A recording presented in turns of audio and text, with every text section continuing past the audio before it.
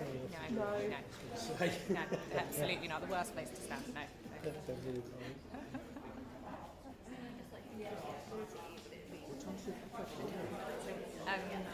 12:40. Oh, okay. This. Yeah, exactly. So they'll be in seated soon by the looks of it.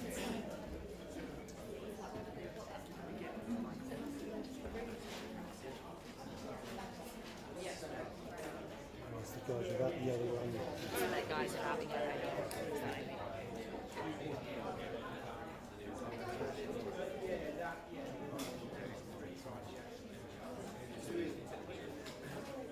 Okay. Yeah.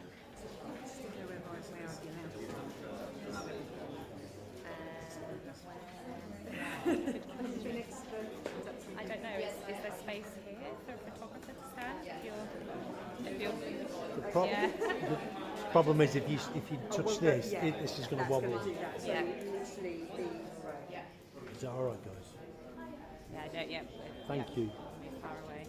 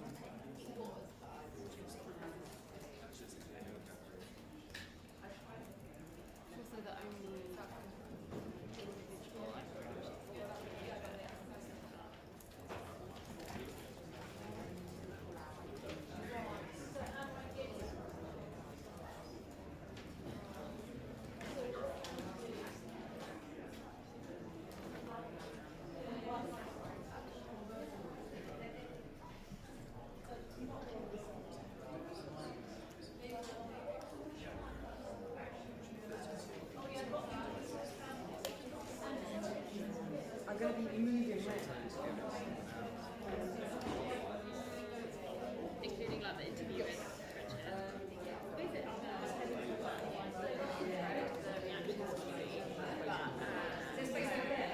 But you know, I mean, other options will be available. It's just sets it slightly back. The back, right? Okay.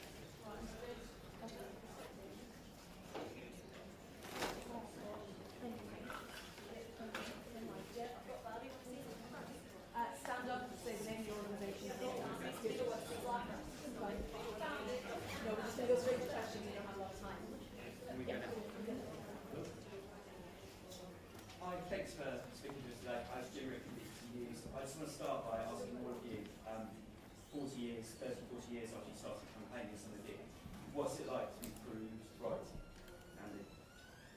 Andy? Today is a momentous day, I think, for all of us. Sometimes we felt like we were shouting into the wind during these 40 years. When we told people, they didn't believe us. They said this wouldn't happen in the UK.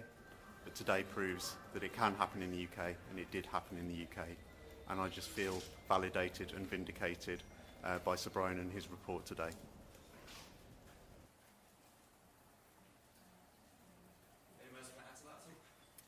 I think I would like to echo those thoughts. I think everybody today has read of the disasters that unfolded, and Sir Brian has been very thorough and has not minced his words. Sir Brian has told the truth today, and that's what's important, is that we carry on telling that truth, and so that this cover-up doesn't get covered up again. It's a really, really important day for that. I would say Jason as well.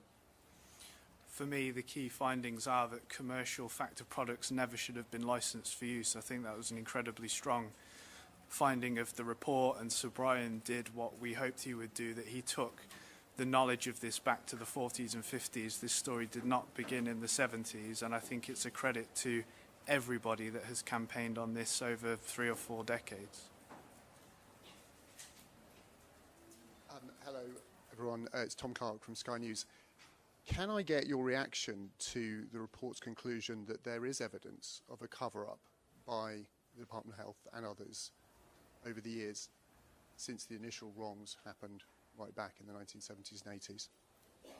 I think I would say that my reaction to the fact that there has been a cover-up is that to our community, that's no surprise. We've known that for decades, and now the country knows, and now the world knows as well. And the fact that Sir Brian has exposed that not only was there a cover-up, but there was a deliberate attempt to lie and to conceal, and not just by one person either. That this was systemic. This was by government, by civil servants, and by healthcare professionals. I think that really rocks what we think of as society and really challenges the trust that we put in people to look after us, to do their best and protect us. None of that can we take for granted anymore. And I'd just like to add that I think that that the deliberate destruction of records echoes that. It's also how we were treated as well. Sir Brian brings to the fore about how the trusts and schemes that were set up to support us have treated us as well. So this is not only a cover-up, it's actually an abuse by many people who were set to supposedly care for us. Throughout the report, Sir Brian refers to that line, the best treatment possible was given to people. And we now know once and for all that that was a lie. People have been saying that was a lie for many, many years. And now we have the definitive word on that. We've been gaslit for generations. This report today brings an end to that, and it looks to the future as well, and says that this cannot continue, this ethos of denial and cover-up, and that the duty of care for candour has to be reviewed going forward, so this can never happen again. And people have lost decades of their life campaigning, and that has added to the trauma. Not only are you dealing with infection, dying, loss of family, loss of years and years of that have been wasted on this campaigning. It should never have happened. It should have been dealt with straight away. And as I sit here as one of 27,000 blood transfusion victims, that's what echoes in my head. Behind every one of those 27,000 is a family.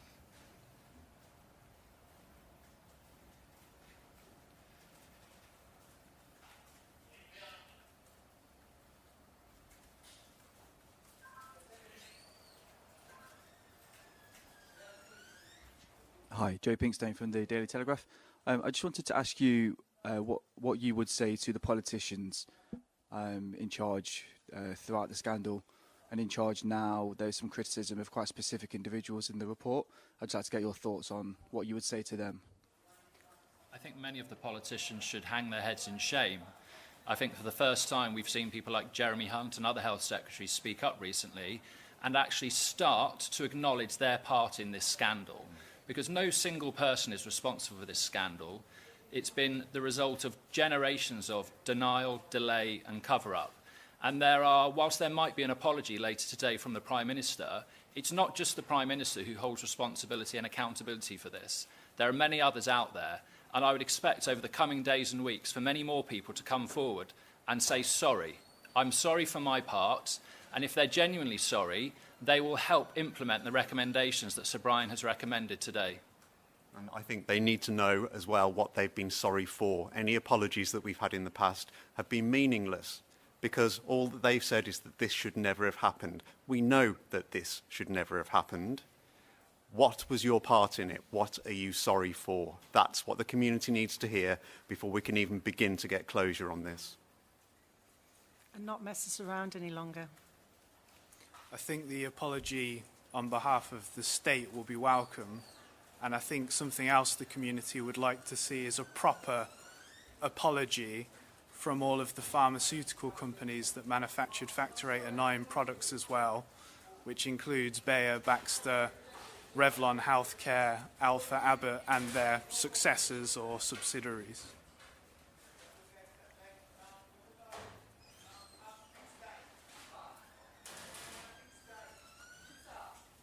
Victoria MacDonald from Channel 4 News. It was made very clear that this inquiry could not recommend corporate manslaughter charges, could not go there. But do any of you think, or do you know if any complaints have been made officially to the police? I'm not aware of any at the moment. I should say that, as well as being the chair of the Society, I'm a criminal barrister.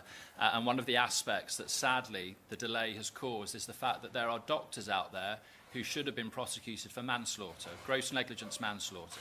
Doctors who were testing their patients for HIV without consent, not telling them about their infections, who then went on to sadly infect their partners, and they then went on to die. Those people should have been in the dock for gross negligence manslaughter.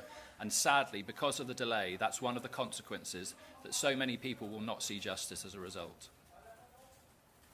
I'd like to add that that extends to the politicians and the licence makers that licensed Factor 8 when there were clear warnings in place. This has gone on for so long now that the people that were around at the time will be very hard to track down if they're even still alive. And that's one of the testimonies of the cover-up and the delays in getting justice to this scandal is the time that it's taken has meant that justice delayed really is, in this case, justice denied. I think a lot of the villains in this story sadly have now died. In particular, on a clinical level, I would include Professor Arthur Bloom and Dr. Charles Ritzer, who were the two leading haemophilia care figures at the time, and for whom, if they were still alive today, I think there could well be a case for criminal charges, and that's just a testament to the fact that the government did not launch a public inquiry earlier at the time. It should have happened probably in the 90s. I mean, in the report today, it says that there was enough public interest in this scandal for the inquiry to have been launched around 1986. Just think about the delay for a moment and think how many people could have been brought to justice at that point but haven't. I think we need to be aware too of the deliberate destruction of records. The records, not just patient records, but records kept by the Department of Health, and that has become clear in the report that they were deliberately destroyed. And also the evidence that was coming forward and being placed in front of government by campaigners that was dismissed.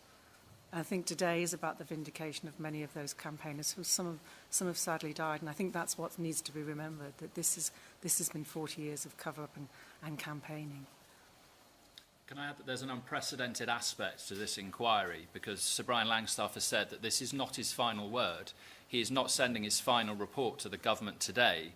The recommendations that he's recommended, he said that the government will have to provide a report to Parliament within 12 months about those recommendations, saying whether or not they are going to implement them or explaining why they are not going to implement them, and he will expect them to account for that, which I think is unprecedented, because what the chair of the public inquiry is saying to government is, I don't trust you. And that's what the community have been saying for decades. I believe there should be a presumption in the Inquiries Act that recommendations from inquiries should be implemented unless government can provide good reasons why not. Why is it that we continue to have these burning injustices? Why is it in the United Kingdom we continue to have these scandals? It's because we ignore the recommendations of public inquiries, and that must stop today.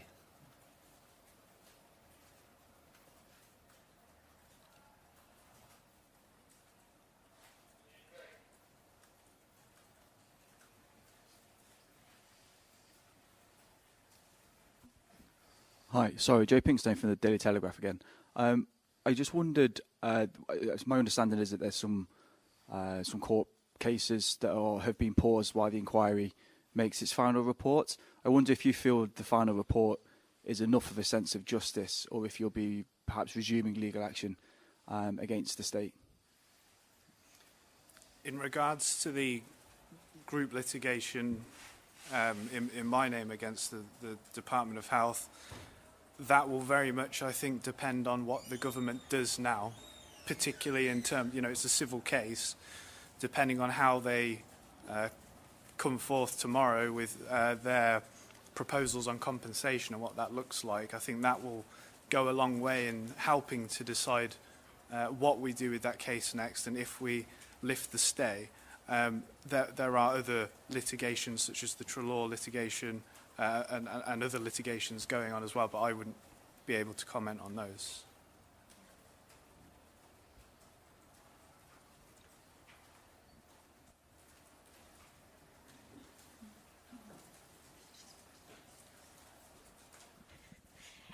Hi, Emeline Van for Radio France International. What's the general feeling at the reading of this report? Is it relief, renewed anger, vindication? I think for me, there's been a whirlwind of emotions today. I'm sure everybody on this table would agree with that.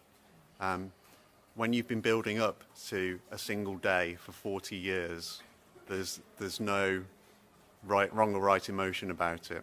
But for campaigners who have been doing this for so long, for saying the things that are now in this report for so long, I think relief, absolute relief, will be an overriding emotion, and that's certainly the case for me.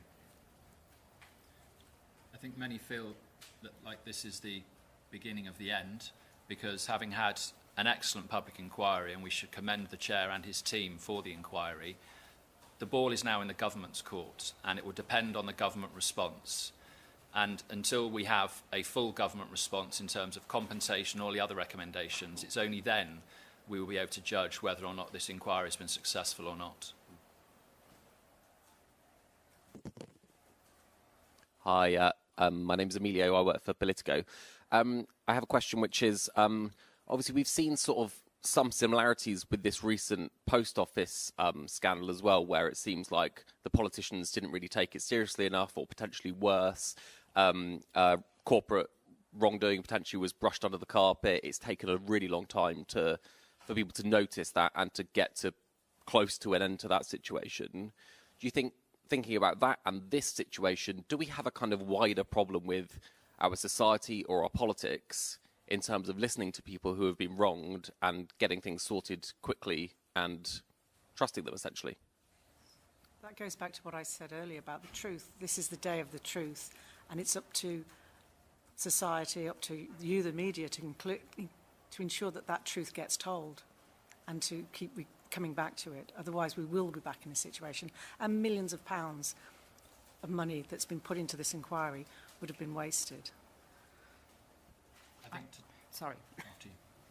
I was just going to say, I think that that if we look back at this, it was cost that was a huge factor in why they bought in the American products, in why they didn't screen the blood for transfusion, and now cost is a factor yet again.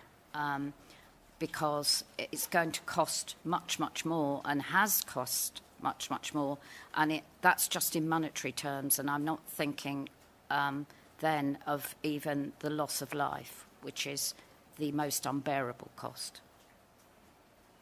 Not only is the loss of life, that those people who are still infected need ongoing health and social care needs, and that needs to be addressed within any compensation package, and that needs to be talked about. I think today sees the victory of truth over power, and you talk about the post office scandal and this scandal.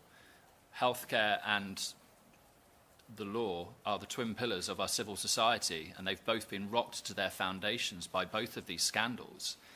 Had this inquiry happened decades ago when it should have happened, might the post office scandal or large parts of it have been avoided? Possibly. And that's the real tragedy of this, that we continue not to learn from failures. We've mentioned two scandals, this one and the post office. There are many others that coalesce around the Hillsborough Law Now campaign, which Andy Burnham started, such as the nuclear test veterans, Grenfell Tower fire, the story of Zane, who died as a result of toxic matter in a family household. There are so many of these campaigns, and they all need to be looked at. I think the civil service has closed ranks around a lie for a long time in this inquiry, and I think the similar thing has happened in the post office and many of the other inquiries that Jason has just mentioned.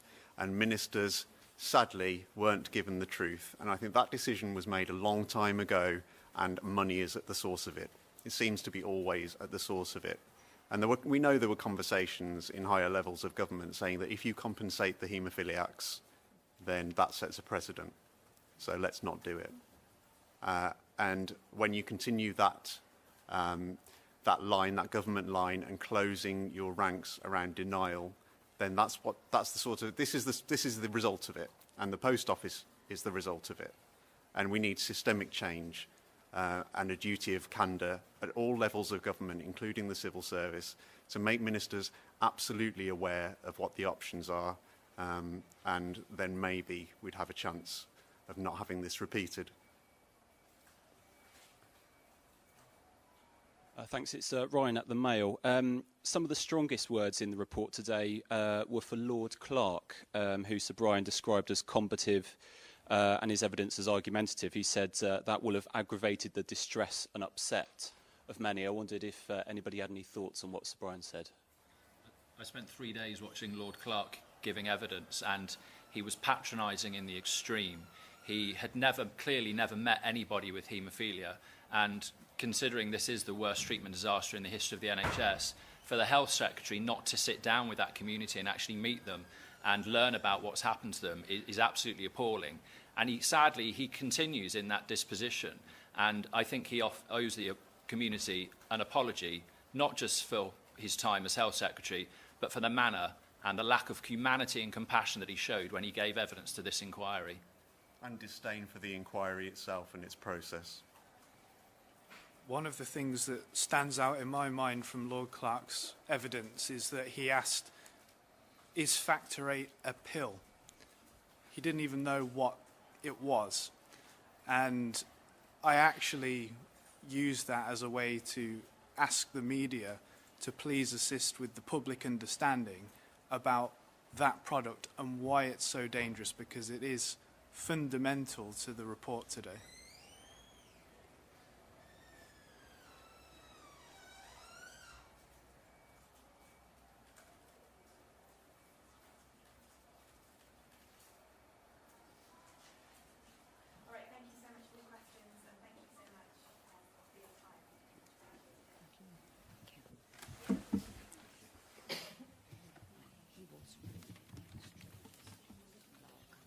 Very.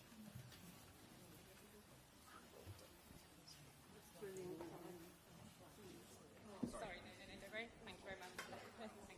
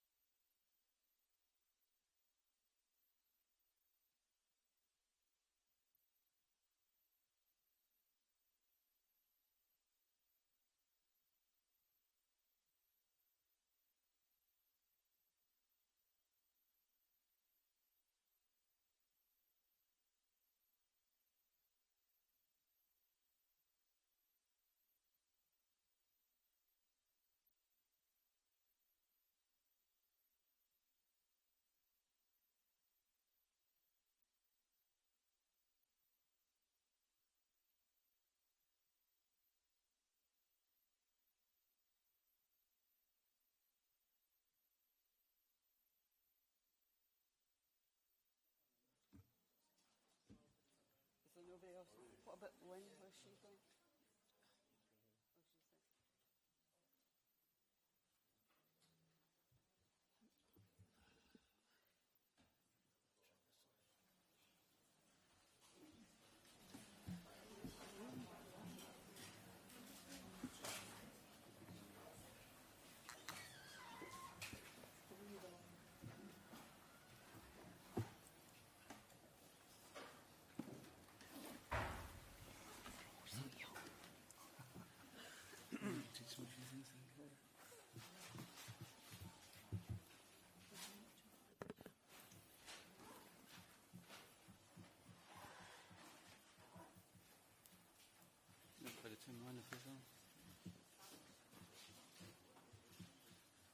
Hello, it's Ella Pickover from the Press Association. I was just wondering if starting with John and moving along the line, each of you could just sort of tell us your thoughts and reflections on today, please. Sorry, I didn't hear the end of that. I didn't hear it either. I think it's been a very thorough report.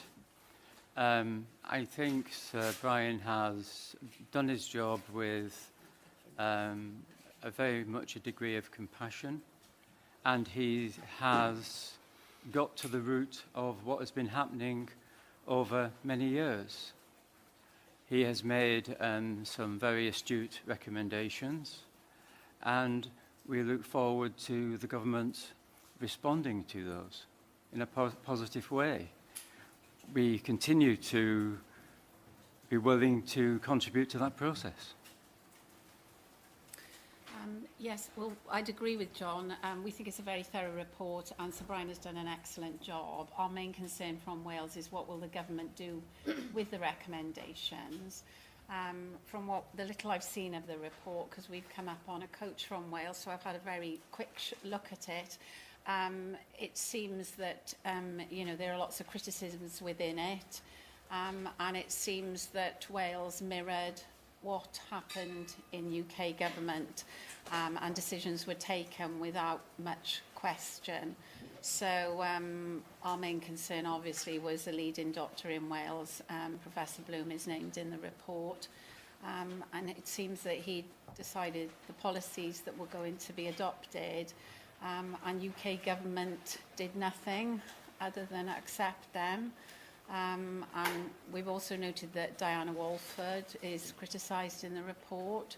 So, it's very, very concerning that, the factor concentrates, they were meant to, they should have at least been withdrawn by 1978, but they continued to be imported, and they were used on children and newly diagnosed children. So it's all very concerning, but it isn't anything we didn't already know. We know that the patients were treated without consent, and it's just very worrying that government just accepted that, and there was no candour, there was no truthfulness, and that line was taken, and that continued. As a transfusion victim, I've scanned it quickly, but in the first couple of pages in black and white, in 1965, Germany was looking at their blood donations for raised ALT levels. That was in 1965. If our government had taken that on, and anybody that donated with raised ALT and had taken those out of the donation line, then there would be a lot fewer transfusion victims nowadays. So it vindicates my impression that the knowledge was out there. Our government ignored it, couldn't be bothered with it, found it was going to be too expensive. I don't know what their excuses are, but this blatantly in black and white says that they have no excuses, that every person that died from those times on could have been saved if they'd done the risks and put them in place. So I'm really pleased that it's out there now. Nobody can call us conspiracy theorists. Our truth has been told. It's in black and white, and they've got no place to hide. Any government over the last 30 to 40 years needs to be called to account. My name is Nigel Hamilton. I'm chairman of Haemophilia NI. I represent a small, if select, community in Northern Ireland. I lost my twin at Christmas Day. I lost 2 cousins within the past 10 years. I lost 2 friends within the past 2 months.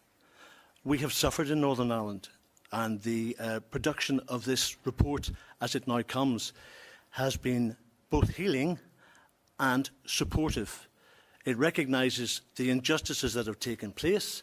It gives us an opportunity to address some of those and try to apply some of the positives that we're going to find in this.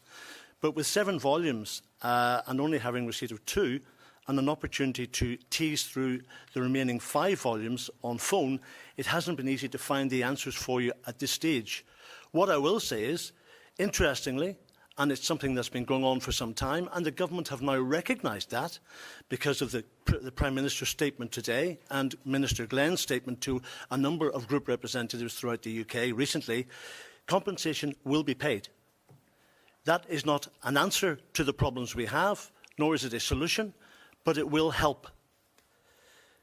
The other aspect that has come out of this for me is that while I feel a cascade of emotions, positive and negative, I think that it indicates quite clearly that the government are culpable, successive governments are culpable of neglect, of abandonment, and that unfortunately has been a culture which has also been adopted within the health service. I looked at Northern Ireland's report specifically, and I could see from that that it was evident that they followed suit from the leadership that was given in the UK mainland.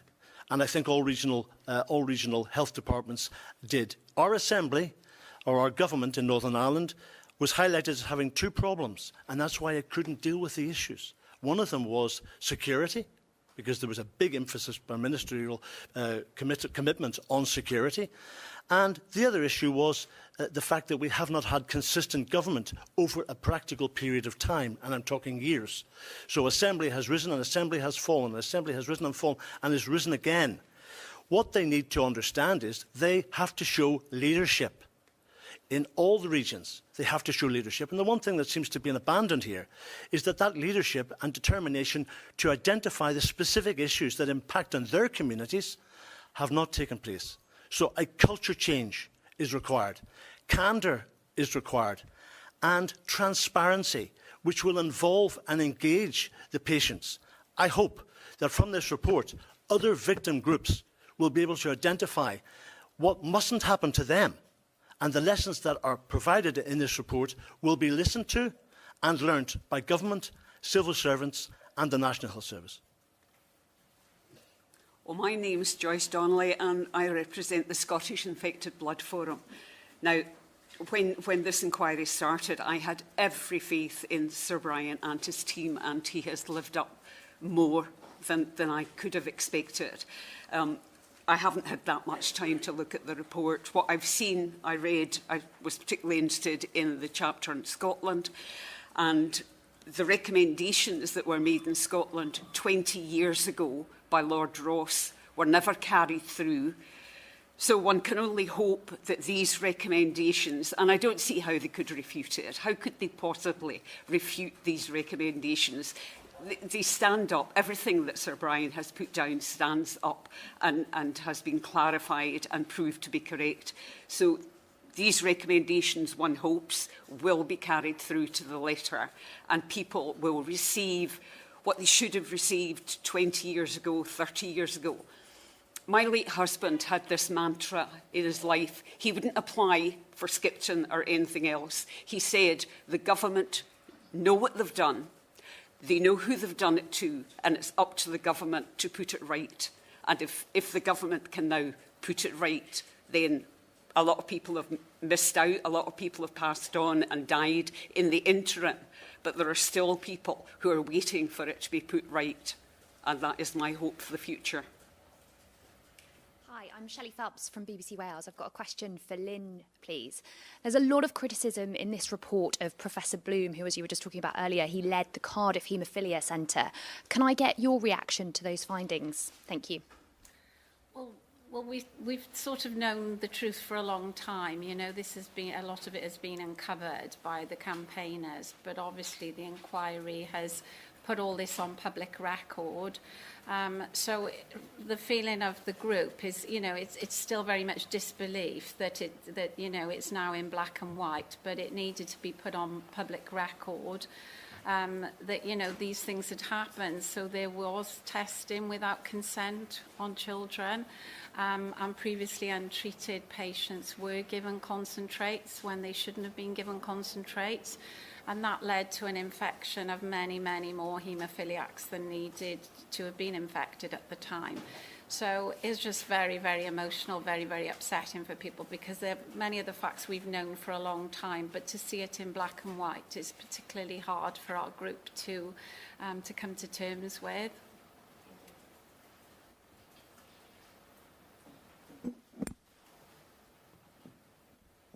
Hi, Rachel Hall from The Guardian.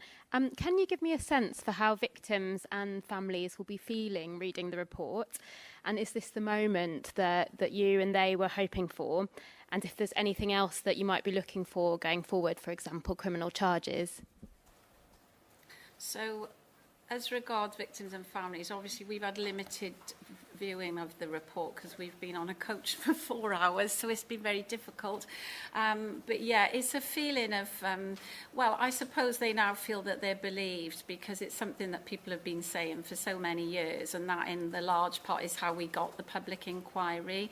It's all the campaigning that was done by all the people before us who are no longer here, and so we felt it was our duty to carry on the campaign, because we knew the truth. Obviously, we've had a lot more revealed by the inquiry, but so there's some kind of feeling of closure. I think the difficulty is that nobody can bring back the people who have been lost, and that is the heartbreaking thing about it. And then when people are actually now learning that this could have been avoided, when we've always been told it was unavoidable, you know, that troubles people immensely. I think our other issue is, because there's no trust in government, that even though we know that Rishi Sunak is going to apologise this afternoon and there's going to be an announcement tomorrow, we actually don't, once the announcement comes tomorrow on compensation, we don't actually know the details of that, and we have great concerns about that, because it will be an arm's length body, but the government will have already set up all the rules and regulations. So regarding eligibility criteria and appeals. And I think the difficulty now is that Sir Brian's recommendations may be overruled by government or ignored.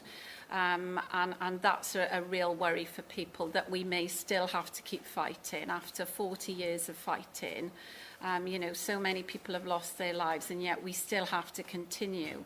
So I think people are reticent because they've seen what's happened previously with governments, you know, with the way that the history has been rewritten, you know, that nothing had happened that shouldn't have happened. So I feel that the apology is important, but the next stage now of compensation, that is bothering a lot of people, because obviously they feel that they want recognition. Can I come in on that if possible? Thank you.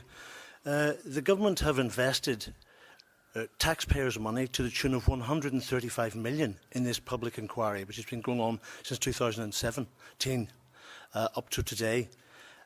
Quite clearly, that investment, from our perspective, hasn't been foolishly spent.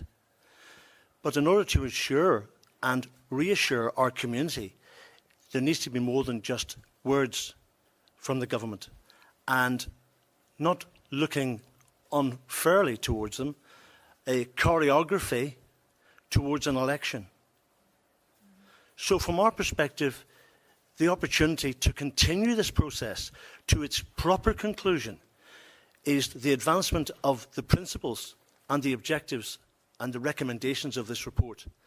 That will only be borne out by the positive position that the government take, and filling those words with some positive action. Yeah, but the mantra that the government used to trot out about they received the best possible treatment available at the time has now been proved to be a lie. They can't say that anymore. They did not receive the best possible treatment available. And they died because of it. And compensation isn't the be-all and end-all. Infected are still struggling to get scans, 6 monthly scans, treatment.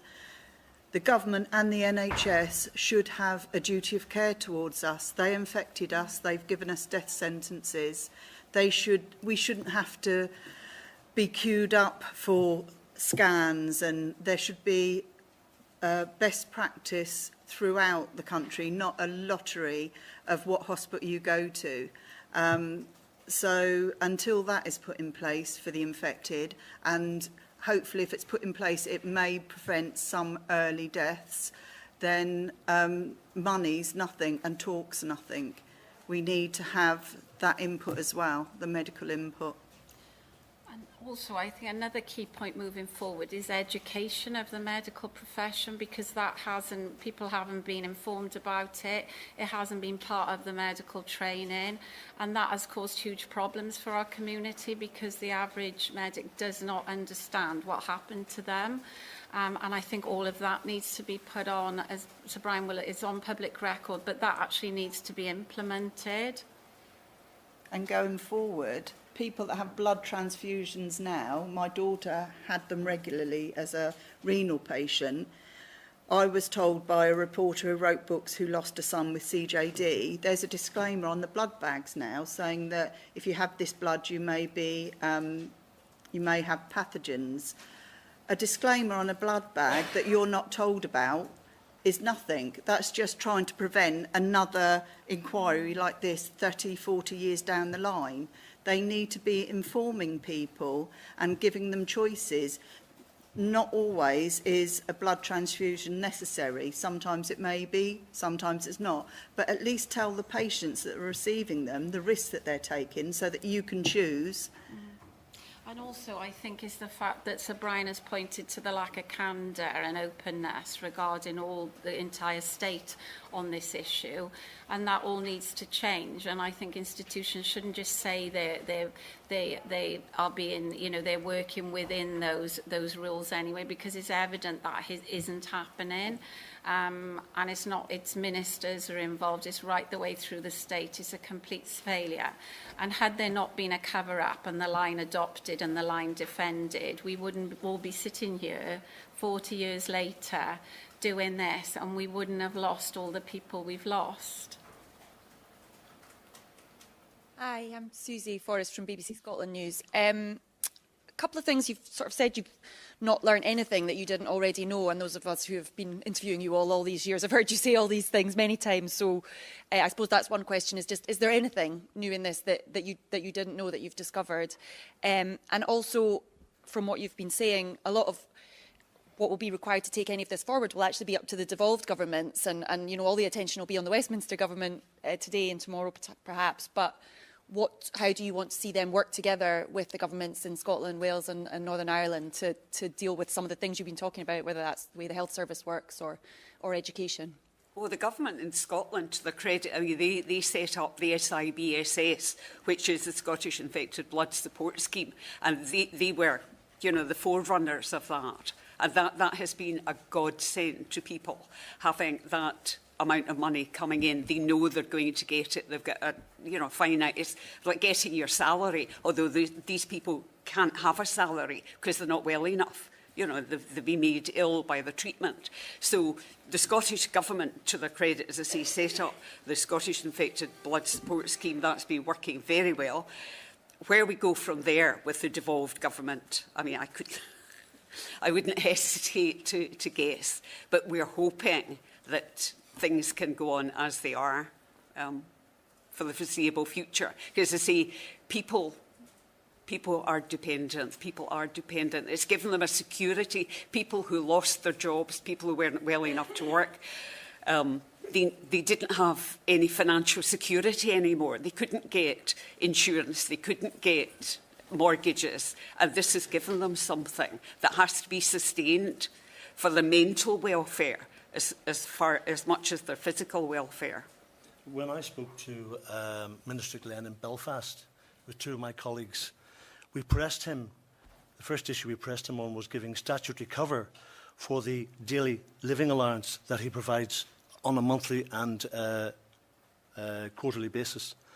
The authority for that will hand over to the independent authority, compensation authority, and legislation will change in the respective regions to accommodate that.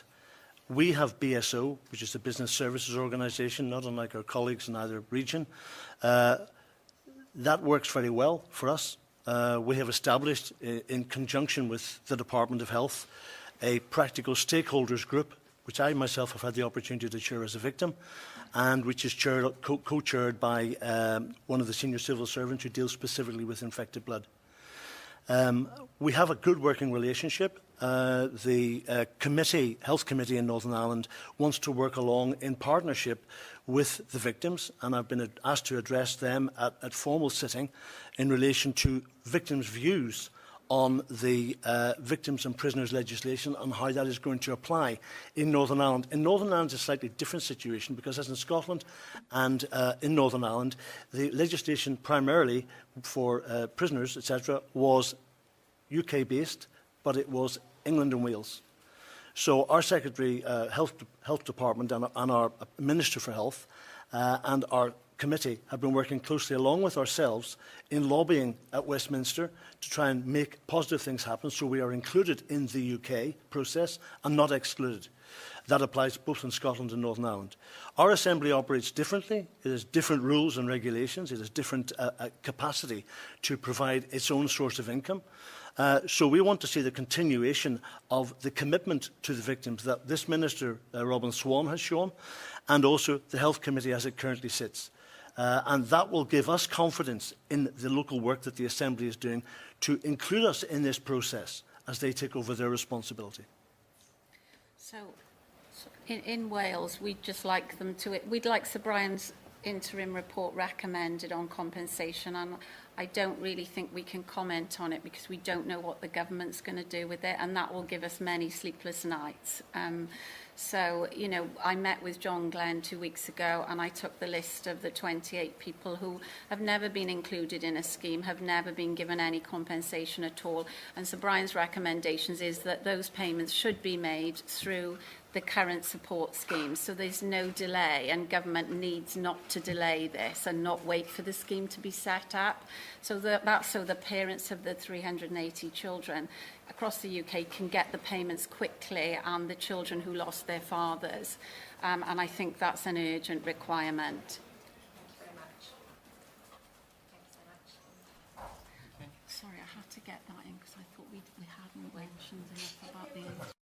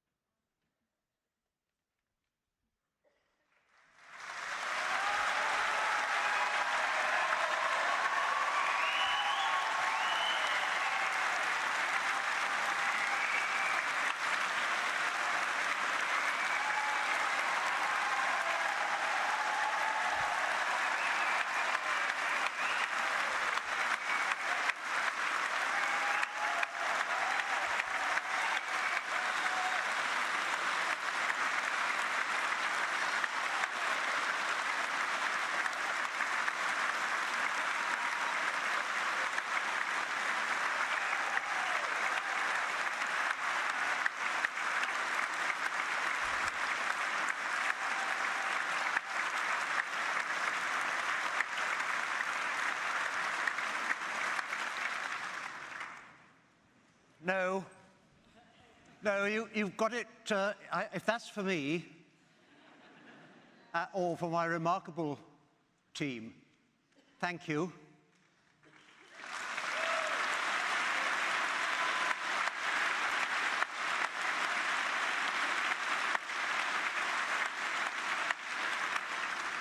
But you're actually applauding the wrong people. This is your report. I may have done the words. Certainly the errors, the omissions are all mine. And one of them has already been pointed out to me this morning by one of you. But the words come from you and your stories. I want you, please, in a moment, to give me an applause at least as long, and probably longer, standing, if you would, if you can, to those who are really responsible for what is in this report. Look to your right. Look to your left. Look in front. Those of you who can turn, look behind. Those are the people who have written this report, all from your very different perspectives.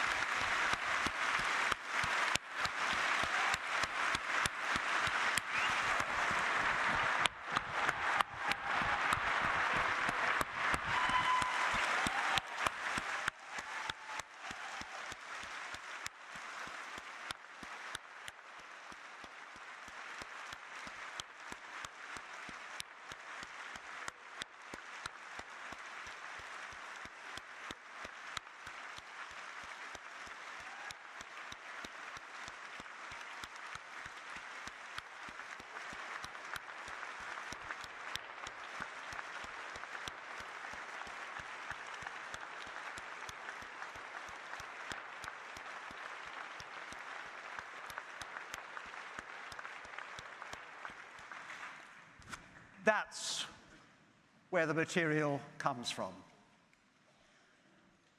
You. At 7 a.m. this morning, my full report was handed to the Cabinet Office to be given to the Minister, John Glen. At 8 a.m. it was made available to most of you here. It is now my role to present it to you and to the wider public who have watched this from home or on live stream, and the wider public who have had no connection with the inquiry before. Well, here it is. 7 volumes. There's quite a lot of detail in it. What it comes to is this.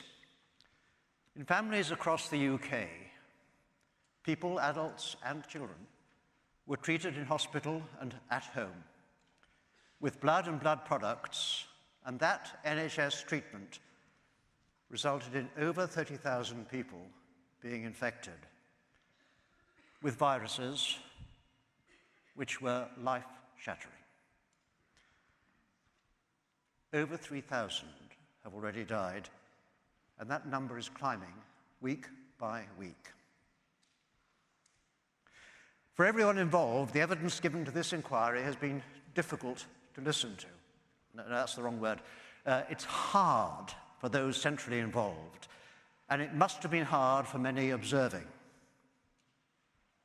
But it has been much harder still for those who were recounting their own experiences or listening to stories which touched a nerve, which brought back memories they would rather have forgotten, but which they brought themselves to tell the inquiry because the truth was important to tell. The harm that was done to people cannot adequately be put into words. I've tried. But patients, parents watch their children suffer and in many cases die. Children witnessed the decline and the death of one, sometimes both, parents and their lives were irrevocably altered as a result. People had to care for their grievously ill partners or other family members, often at the expense of their own health and careers. Early on, in particular, they had to do so whilst being shunned, or worse, abused, by neighbours, workmates, by people they had once thought of as their friends, sometimes even by health professionals.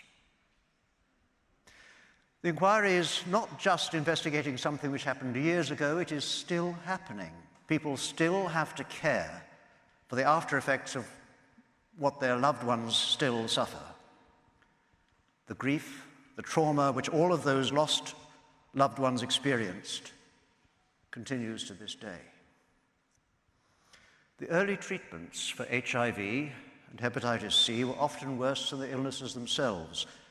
The side effects linger, and for a number of those infected with hepatitis C, the damage done over so many years to their liver has left them at risk of developing cancer and requiring liver transplants. Every aspect of their lives has been defined by their infections: childhood, education, career, leisure, relationships, marriages, home ownership, travel, finances. Dreams and ambitions have been lost, relationships broken. True, though each of these consequences is, it really takes a person who has lived and is living with them to describe them in a way which brings home the full horror of what had happened. And that's why, in this report, I've tried to record people's experiences in some detail, where I can, using their own words. They're better than mine. Those experiences have been central to this inquiry's work and must be central to the response to this report. But I could not record every individual story in this report. I hope, therefore, that the thousands of statements which speak to people's suffering and endurance, which will remain accessible on the inquiry's website, along with the transcripts and recordings of the oral evidence which the inquiry heard, will ensure that their voices and their pain are never forgotten, and will move future listeners and readers as they have moved so many during this inquiry. This disaster was not an accident.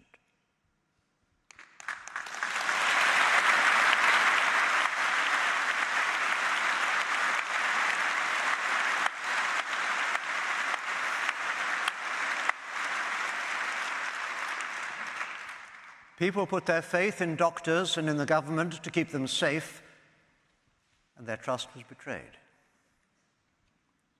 There are generally two elements to any major public inquiry: one backward-looking, what happened and why; the other forward-looking, what next?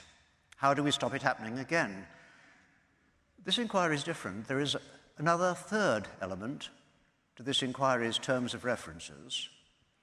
What was the response of government and others in authority to what had happened? Here, the NHS and successive governments compounded the agony by refusing to accept that wrong had been done. More than that, the government repeatedly maintained that people received the best available treatment, and that testing of blood donations began as soon as the technology was available, and both claims were untrue.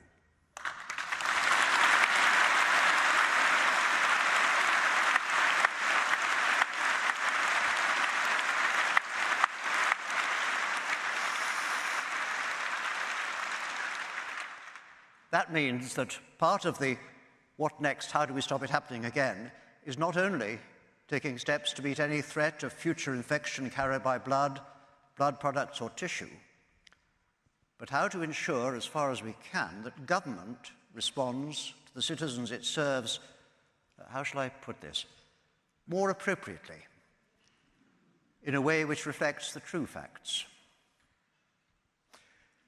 To turn back to what the report says, then, about why infections happened on such a scale, over such a time, to so many people. The picture is a complex one, and the failings were multiple. First, governments, blood services, doctors knew at least 80 years ago since the mid-1940s that blood could transmit hepatitis, and that this was a significant disease which could lead to cirrhosis, liver failure, liver cancer, and death. This was not something kept to the dusty libraries of academic knowledge. The consultant advisor on blood transfusion to the chief medical officer wrote in 1946 that users of plasma must be told that it is a potentially lethal fluid which should be used with discretion.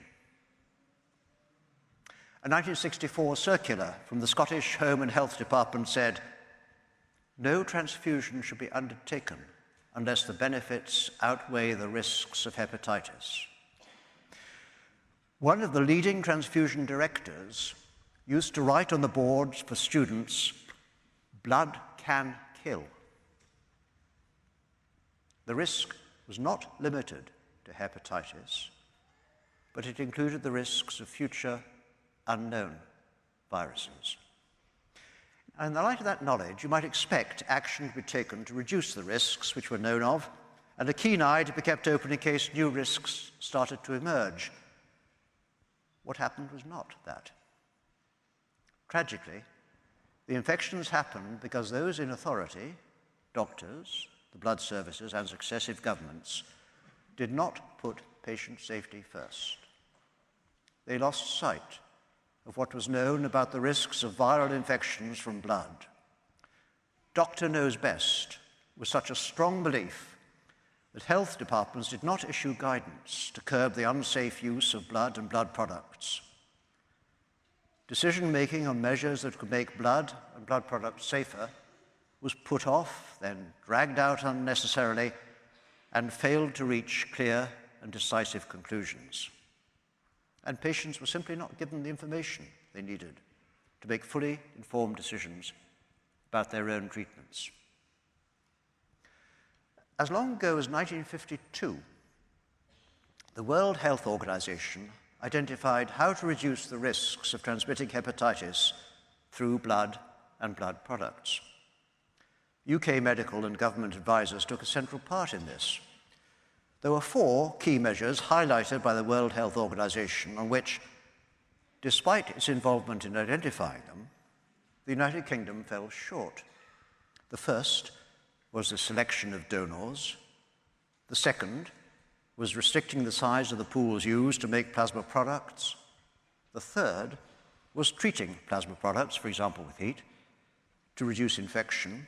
And the fourth, maintaining good records and reporting infections. Each of these is addressed in detail in the report. And I shall say a little more about some aspects of each of them now. But the key point is that if we had followed the World Health Organization's advice, there would have been fewer infections from blood and from blood products and fewer deaths. As to the selection of donors, everyone who received blood or products made from blood plasma depended on the quality of the donations which ended up in their veins. Now that depended on donors. Knowing your donor and the risks that might come with their blood is fundamental to any system of collecting blood. The blood used for transfusions and to make blood products in the UK was from British donors who could and should have been better selected. For instance, in 1975, the Chief Medical Officer for England said the practice of collecting blood in prisons could continue, even though prisoners were known to have higher numbers of hepatitis infections.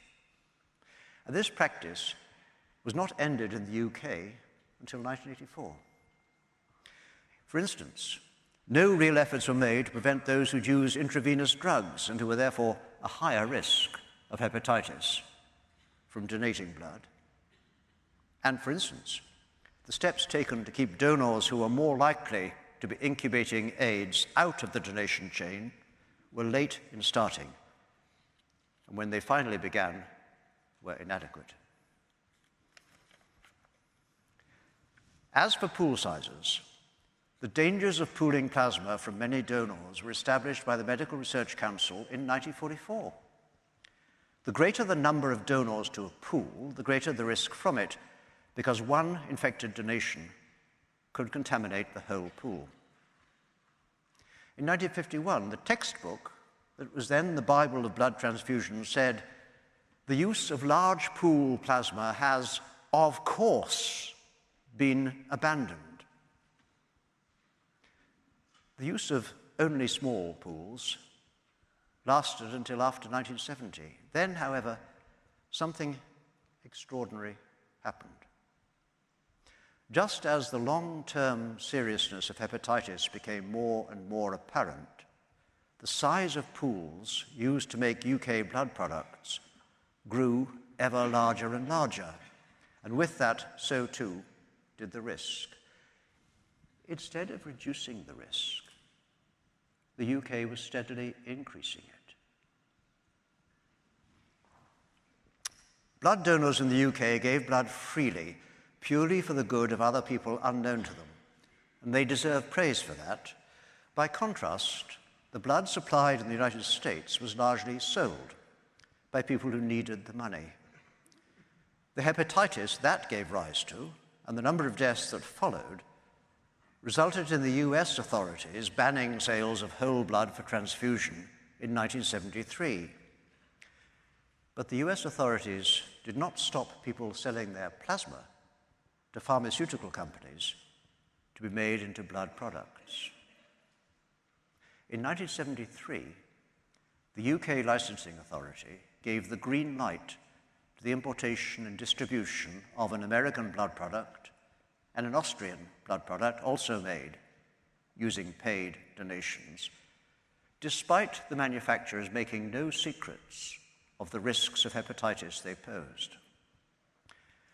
The licensing authority knew of the risks from sales of blood plasma from people who, and I quote, did not inspire confidence and were motivated by money. The licensing authority knew, too, that these products were made from very large pools. The risks of hepatitis were freely admitted by the makers. I have concluded that the UK was wrong to decide to license these products in 1973, and later decisions in the 1970s to grant further licenses for similar US products were also wrong. Those products should simply not have been permitted to be distributed generally in this country. Despite the World Health Organization's reminder in 1952 of the importance of record keeping, poor record keeping has been a problem across many of the issues examined by the inquiry. This had an impact on safety.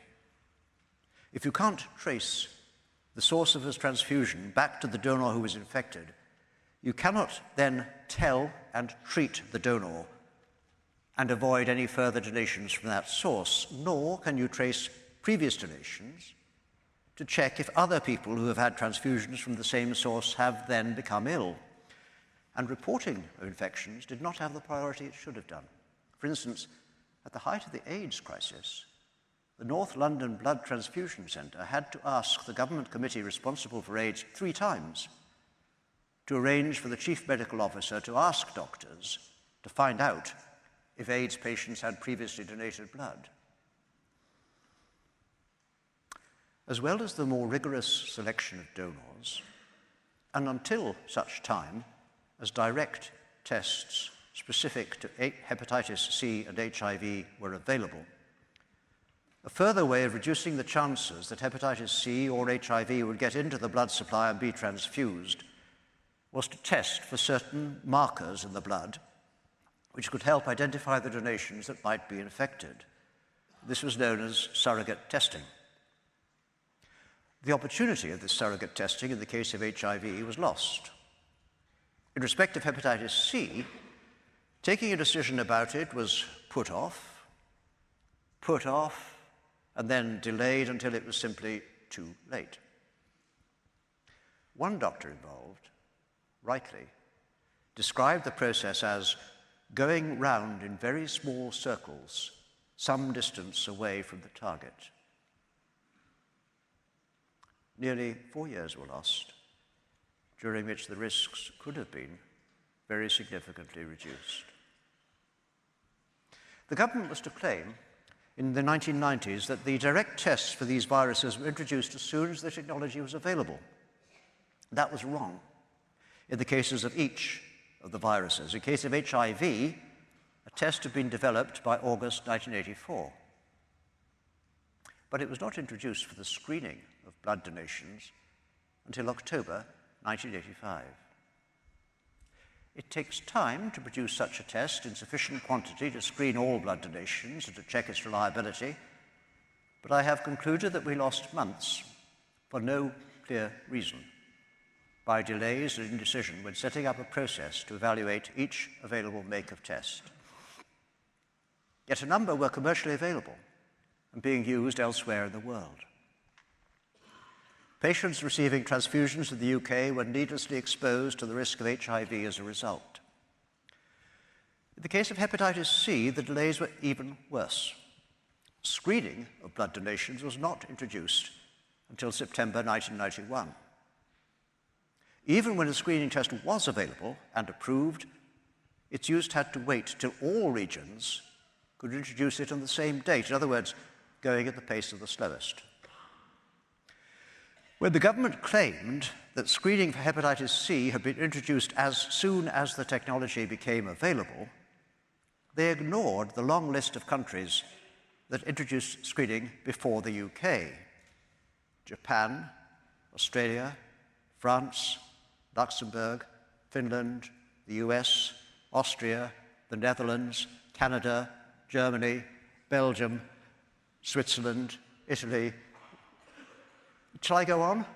Spain, Norway, Sweden, Portugal, Cyprus, Greece, Hungary, Iceland, Malta, and Denmark. 23. Just because the Department of Health hoped what they said was true, didn't mean to say it was. You might have thought that as soon as a screening test for hepatitis C was introduced across the board in September 1991, donors who were infected and might not have realized it could be identified and told, and that anyone who'd previously been given their suspect blood could be traced and checked. Well, you would have been wrong. It took around 4 years for there to be a general look back like this.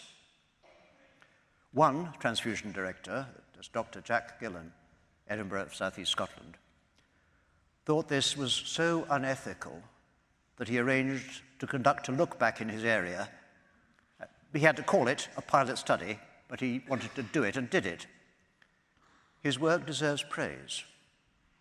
It was instrumental in a UK look back being delayed no further than it was, but the delay which had already occurred made the look back less successful than it would and should have been. Hepatitis C tests concerned, obviously, hepatitis. Almost everyone who had a severe bleeding disorder, had hepatitis 2 as a result. But 1,250 people with bleeding disorders were also infected with HIV. Nearly 1/3 of those infected with HIV were children. 3/4 of those who have HIV have died. Now, these are figures. They're numbers, they're percentages. They're difficult to relate to. But look around you.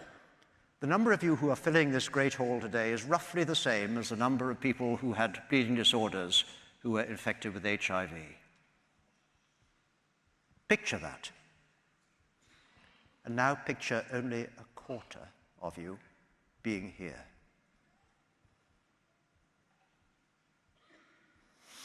A number of failures contributed to the infection of so many with bleeding disorders. Failing to plan sufficiently to produce enough blood products, with the UK having to rely on, to avoid the UK having to rely on experts, on imports, to a failure to achieve self-sufficiency, which, though it became government policy, was not delivered at the end of the 1980s. Failing to suspend imports in mid-1983, continuing importations of products made from plasma collected before safety measures were adopted in the USA, and being slow to adopt and develop heat-treated blood products in which HIV had been inactivated and neutralized. A real risk that blood products transmitted the cause of AIDS was known by government in July 1982. It was known by all haemophilia doctors by the end of 1982. There was already a growing epidemic in the United States likely to come to these shores, yet the response here was one of denial, disbelief, dismissiveness, and delay. The government's response was unconscionably slow. So too was the response of haemophilia centre directors and of their organisation, the UK HCDO. Professor Arthur Bloom was chairman of the haemophilia directors, and he died many years ago. He must bear some of the responsibility for the UK's slowness in responding to the risks of AIDS to people with haemophilia. In May 1983, the Mail on Sunday put "Hospitals using killer blood" on their front page. We in the inquiry now believe that one of the sources for that story was Professor Bloom's respected senior colleague in Cardiff, who was reluctant at the time to be identified as a whistleblower. Professor Bloom told the Haemophilia Society that, in spite of inaccurate statements in the press, he was unaware of any proven case in the UK and there was no need to change their treatment. The Haemophilia Society then relayed his advice to their members. Yet he, Professor Bloom, himself, was treating a patient he believed had AIDS. He reported as much to the UK Centre for Disease Surveillance. He was a member of the various committees involved in the response to AIDS, and disastrously, the Department of Health and Social Security was over-influenced by his advice. In particular, his advice to continue importing commercial factor concentrates, when the leading epidemiologist and head of the Communicable Disease Surveillance Centre, Dr. Spence Galbraith, had advised against it. Inexplicably, no government minister was shown the epidemiological advice to suspend imports until the risk of AIDS was better understood. The decision taken in July 1983 not to suspend them was a bad one for a number of reasons. One was the idea that the risk of AIDS was outbalanced by the benefits of using the product because, it was said, in the case of haemophilia, it was life-saving. Well, that ignored both the fact that most treatments for people with haemophilia were not used in life-threatening situations, and the fact that there were tried and trusted life-saving alternatives, in particular, much less risky cryoprecipitate, each unit of which was produced from a single donation by a British voluntary donor. Another reason it was a bad decision was the conclusion it was not feasible to replace concentrates with cryoprecipitate, quote, on grounds of supply. Yet transfusion directors told the inquiry that, if asked, they could have made more of the safer cryoprecipitate treatment for people with bleeding disorders. They weren't asked. Some clinicians explained how they would have adapted their treatment practices if fewer American products had been available. And this is not the benefit of hindsight. On either side of the Pennines, Alderhay and Sheffield children's hospitals treated children with bleeding disorders at the height of the AIDS crisis. Alderhay treated its children almost exclusively with large pool commercial concentrates. Utterly inappropriate. Almost all the children were infected with AIDS. By contrast, at Sheffield, Professor John Lillerman sought to minimize exposure to multiple donors by using cryoprecipitate.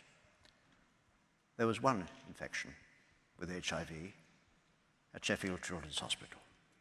It's still one too many, but it's illustrative of the fact that the adoption of different treatment practices by haemophilia clinicians could have substantially reduced the number of infections. Treatment choices mattered. Take the case of the Haemophilia Centre at Treloar's school. Of the 122 pupils with haemophilia who attended the school between 1970 and 1987, only 30 survive. The pupils were often regarded as objects for research, rather than first and foremost as children whose treatment should be firmly focused on their individual best interests alone. There was a particularly heavy use of factor concentrates. Different concentrates were indiscriminately used, increasing risk. Pupils were given extra to see how prophylaxis might work. Research prejudiced the quality of treatment, and convenience of administration trumped safety. Children were treated in this way without their parents having been provided with any or anywhere near enough information about the risks of treatment. It was unconscionable to treat children with concentrates capable of transmitting serious viruses without explaining those risks clearly to their parents. There were multiple research projects where informed consent for participation was neither sought nor given. That was unethical. It was wrong.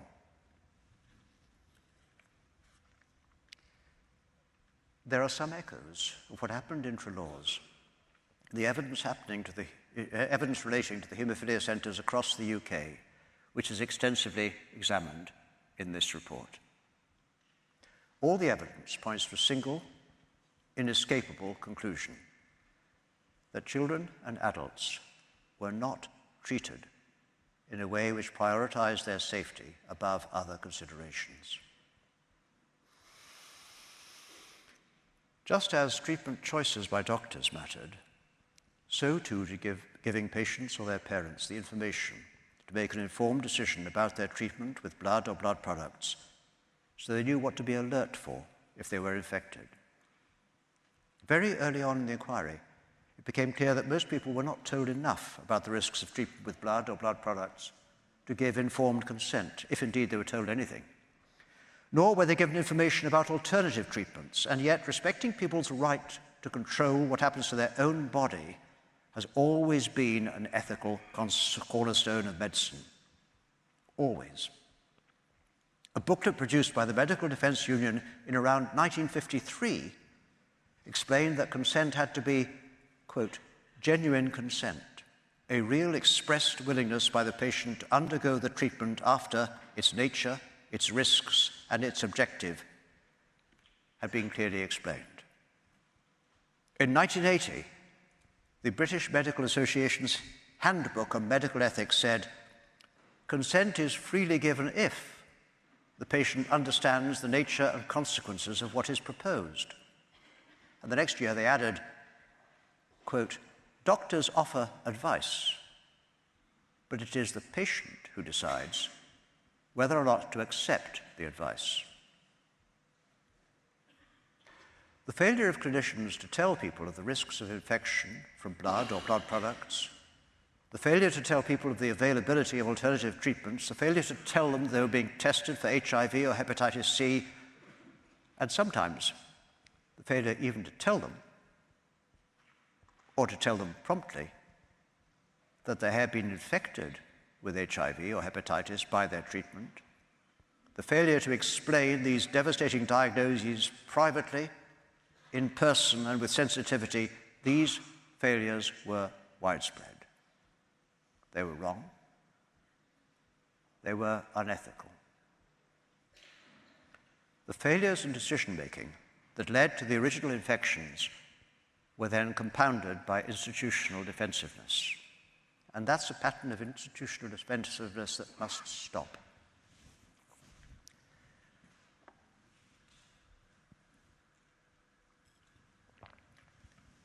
When citizens have concerns that something has gone seriously wrong, fairness should mean that they get answers. People infected with blood and blood products did not. Instead, their trauma has been compounded by the lack of recognition of what happened to them and by a lack of accountability. The report details how 3 lines were repeatedly deployed by successive governments.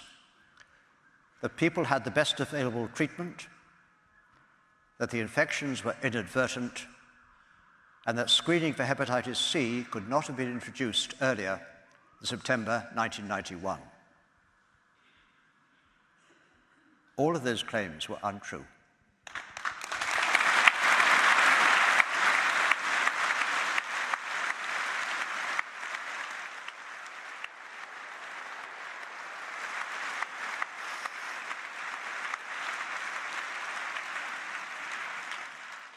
That list I gave you earlier of the 23 countries that introduced screening before the UK did was compiled by a High Court judge in a landmark case in 2001. He found the screening should have been introduced earlier. Yet the government continued to assert that screening began as soon as the technology was available, even after campaigners pointed out that that was wrong and contrary to what the judge had found. Much of the responsibility for this institutional defensiveness lies with the civil service.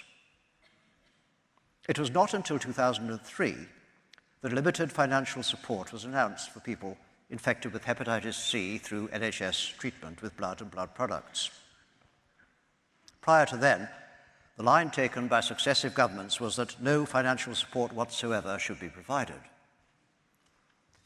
On each occasion in the 1990s, when a minister, having heard the pleas for help from people infected and affected, expressed an interest in changing that line, they were persuaded against it by civil servants.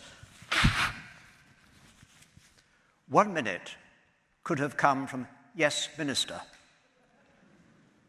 It is quite clear that he, that is, the minister, is trying to change the line little by little. He's had plenty of briefing, written and oral, on the subject, but his sympathy for those concerned is clearly uppermost in his mind.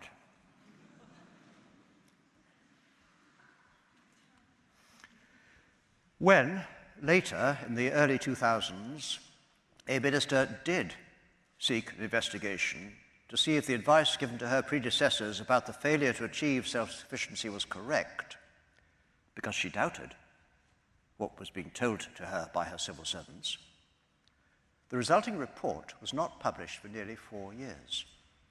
By then, it had been substantially changed from the initial draft, which had, as the minister had asked, set out a factual account of what available documents had said. It had now become one which, without any input from the original author, expressed opinions favouring the lines the government had been taking and providing an incomplete and thus misleading picture. The report, as then published, the so-called self-sufficiency chronology, was an insult to campaigners who had, despite the challenges of ill health and grief, determinedly pieced together a much fuller understanding of what had happened than the Department of Health.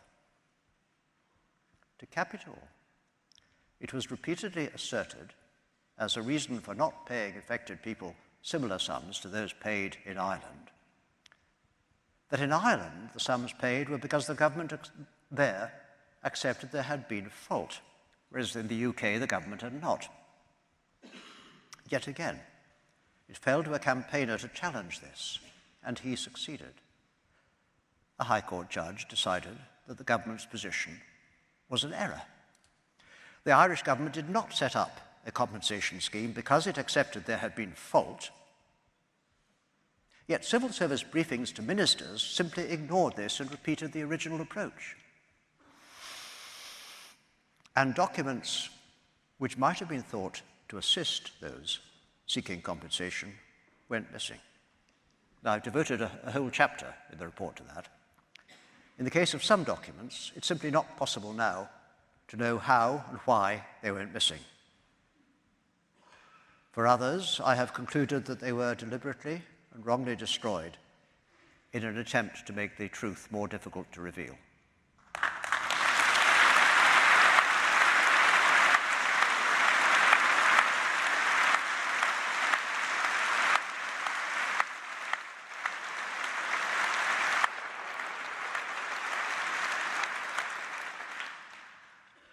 Well, let me turn from what happened and how successive governments responded to the third element of the inquiry's report, the future.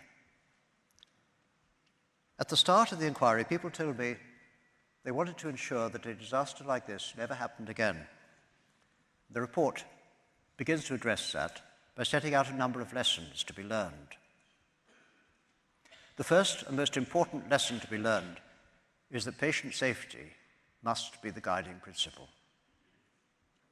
Many, indeed most, infections would have been prevented if patient safety had been paramount throughout. A second lesson to be learned concerns risk. Risk was poorly understood and poorly communicated, and the wrong questions were asked and answered. The line that there was no conclusive proof that AIDS had been transmitted by blood and blood products may have been strictly true at the time, but it was misleading and it misled. It gave false comfort to patients and clinicians that the risks were not as real as indeed they were. The public should be trusted with the truth, with all its uncertainties. Professor Arthur Bloom, to return to him in this context, was warned in a letter from the US Centers of Disease Control in March 1983 that AIDS was an epidemic evolving, quote, with a frightening pace, close quotes, and that blood products could transmit its cause. He failed to share that letter or the information within it. Instead, some clinicians advised that the small number of cases meant that it was not a big risk for the UK haemophilia population. Now, that confused incidence and risk. In a disease with an incubation period of some 2 years, the cases you diagnose on day 1 only tell you who was infected 2 years ago, not who is infected today, but has not yet been diagnosed. The day cases showing today are just the tip of the iceberg. In their slow and protracted decision-making, civil servants and ministers lost sight of the value of taking steps to reduce risk, even if full elimination was not yet possible. Infections could have been prevented, and lives could have been saved, even if just some of the measures examined in the report had been implemented. And if patient safety were the guiding principle, there should have been curiosity before 2017 about what led over 3,000 people to die and thousands more to live with infections. Apart from lessons which should be learned, what else should happen next? Well, I fully expect the government to make an apology.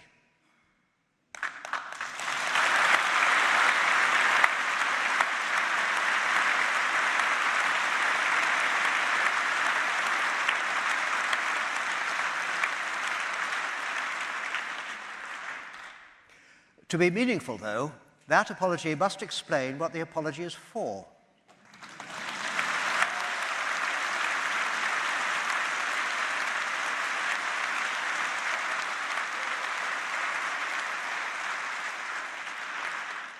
It should recognize and acknowledge not just the suffering, but the fact that the suffering was the result of errors, wrongs done, and delays incurred. It should provide vindication to those who have waited for that for so long.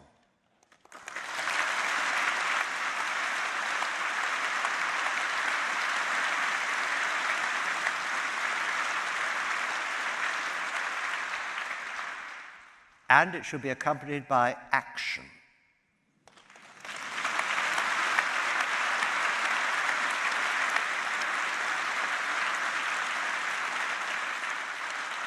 Action obviously to recognise and remember what happened to so many people and to learn from the inquiry, action to implement recommendations I made over a year ago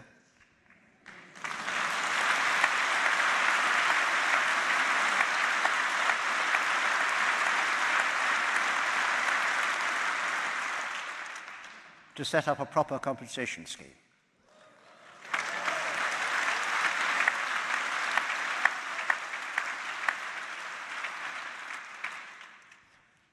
A major task is the further work to be done in each of the 4 health services to put patient safety at their heart. Now, ensuring a patient safety culture is not an easy task. Inquiry after inquiry has recommended it, and it has not been achieved as yet. What I recommend is that where an individual is responsible for something going wrong that was or might have been harmful, they should not usually be blamed for owning up. Owning up enables patient safety to be better achieved, after all. But they should certainly be blamed if they keep silent.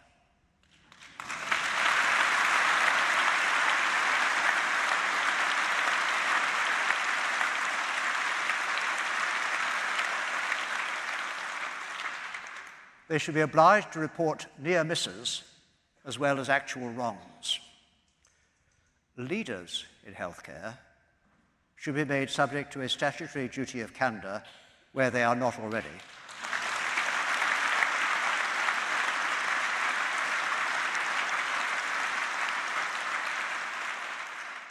And should be made accountable both for ensuring that that duty is observed by those they lead and for recording and properly considering reports of concerns made to them. The regulatory landscape for patient safety should be decluttered so that patients, and for that matter healthcare professionals, know where to take any concern they may have, and leaders know exactly what is expected of them. Learning from other safety-critical enterprises and industries, the NHS should establish a safety management system. And I highlight in my recommendations the work on patient safety being led in England by the Health Services Safety Investigations Body. All of this should be informed by developments in the digitisation of patient records. I've also recommended measures to end a defensive culture in the civil service and government.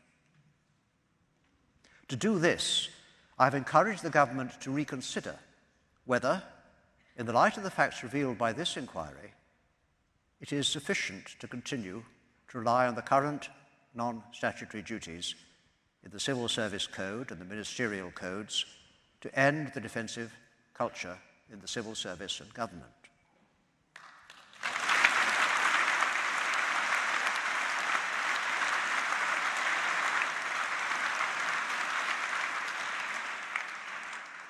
In particular, I recommend that there should be a statutory duty of accountability on senior civil servants for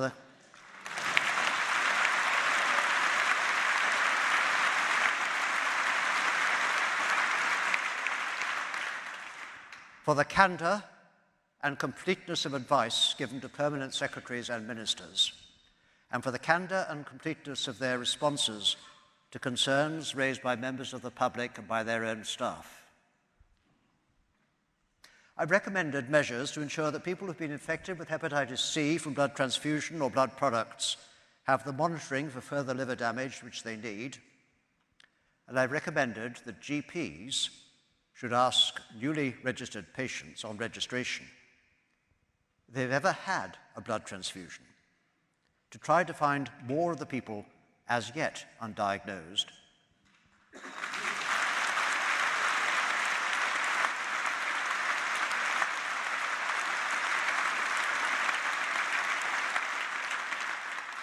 That is, of course, in addition to the free postal testing now available in England and Wales. And if there is anyone who is listening online to this who feels that they need that test, that is where they can currently get it. Amongst measures I recommend to improve the safety of transfusions is action to establish the outcome of every transfusion and to increase the use of alternatives to blood or blood products where possible. and there are measures I recommend to protect the safety of haemophilia care. This inquiry has aimed to listen. Well, I hope it's succeeded in that. But listening is not just for inquiries or courts. I recommend measures to empower the patient voice so that it is heard and taken seriously in day-to-day healthcare. In particular, that clinical audit should, as a matter of routine, include measures of patient satisfaction or concern, and that the results are reported to the board of the body concerned. I have recommended funding for patient advocacy, and that particular consideration should be given to meeting the needs of people with sickle cell disorder or thalassemia.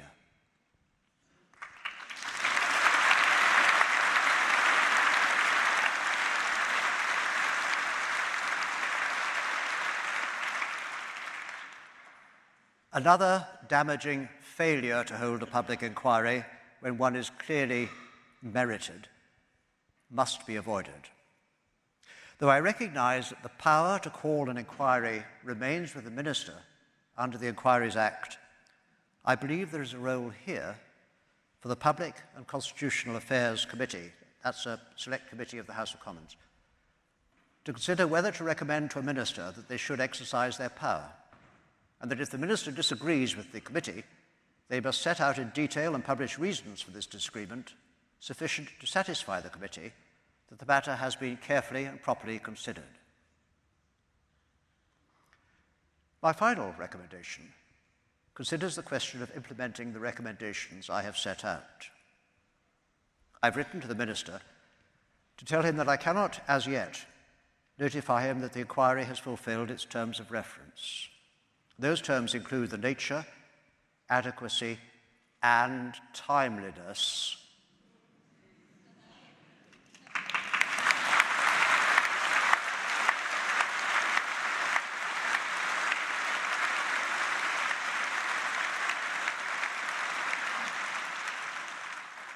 of the response of government. As I've said repeatedly in public, delay not only causes frustration, but it compounds the harm and suffering many of those infected and affected have endured. In the context of this inquiry, perhaps beyond all other, it is unconscionable to allow a state of affairs to exist in which people's fears that the lessons and recommendations of this inquiry will collect dust on the Cabinet Office shelf are realised. I'm satisfied that I must do what I properly can within my powers to try to ensure that that does not happen. Now, it's for the government to respond as it will, but I intend to use my position as far as I properly can to prevent any unreasonable delay in its doing so.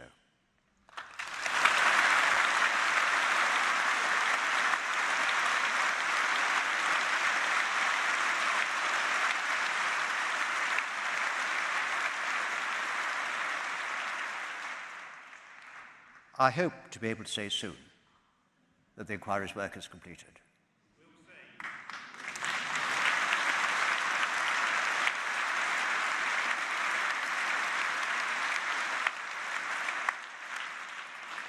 After that, I recommend that the Public and Constitutional Affairs Committee should review both the progress the government has made towards responding to the recommendations of the inquiry, and if those recommendations are accepted, towards implementing them. Finally, I'd like to thank again all of you here and all of those of you who are watching remotely for your contribution to this inquiry, whatever your perspective has been.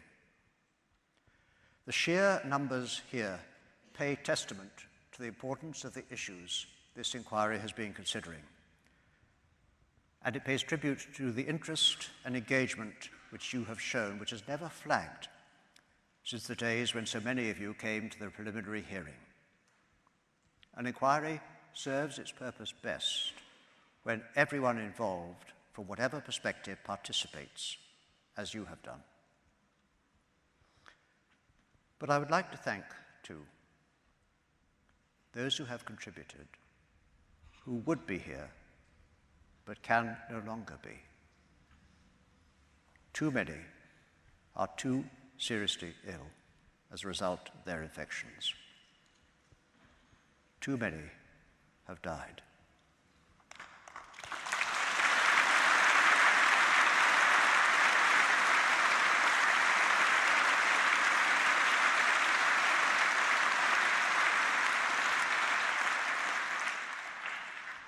I will mention one person, but everyone here knows of others who've not survived to hear the outcome of this inquiry.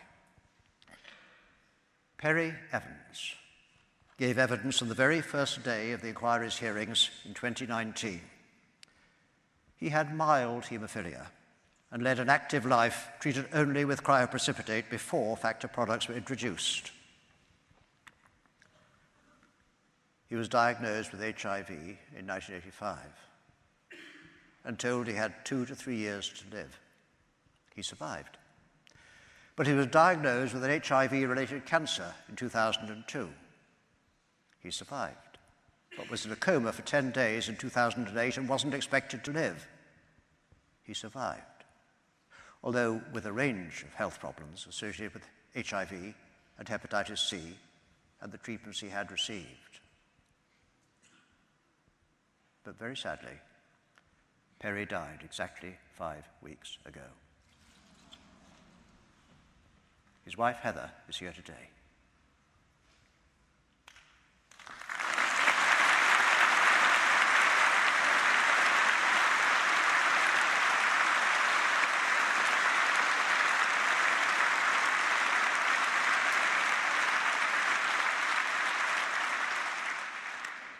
You don't need me to tell you more people die each week. Imagine the difference it would have made if this inquiry had been held 30 years ago. If people... Justice now!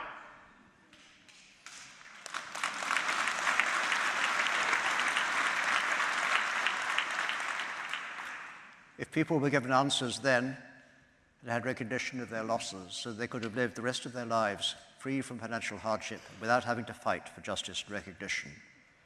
It may be late, but it's not too late. Now is the time, finally, for national recognition of this disaster, for proper compensation, and for vindication for all those who have been so terribly wronged.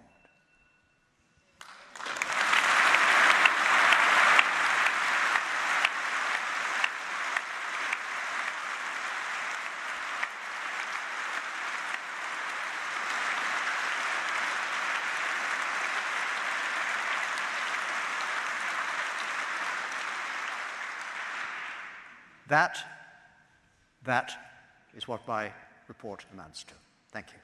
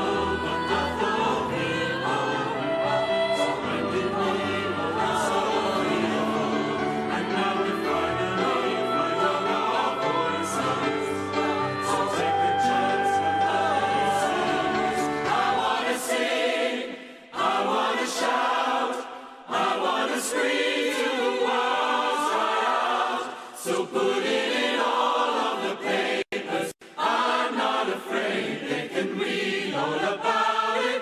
Read all about it.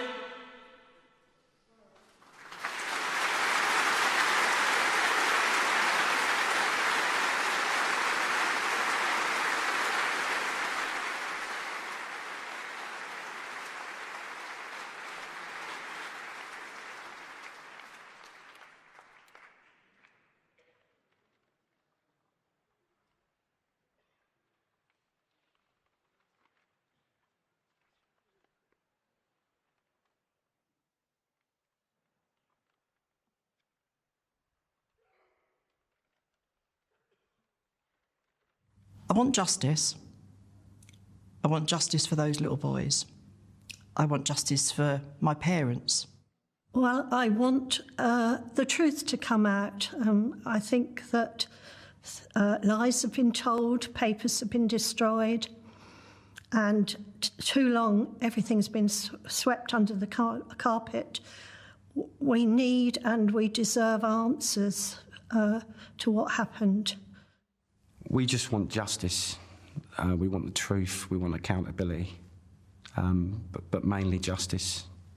That this is dealt with properly, openly, and that we do get to the truth, so people can get on with their lives.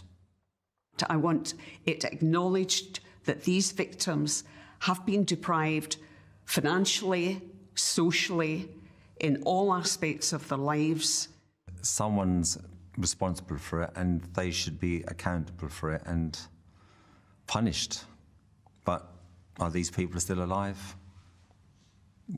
Who knows? I want the truth. I want justice. And I want my life back. I'm never going to get my life back, but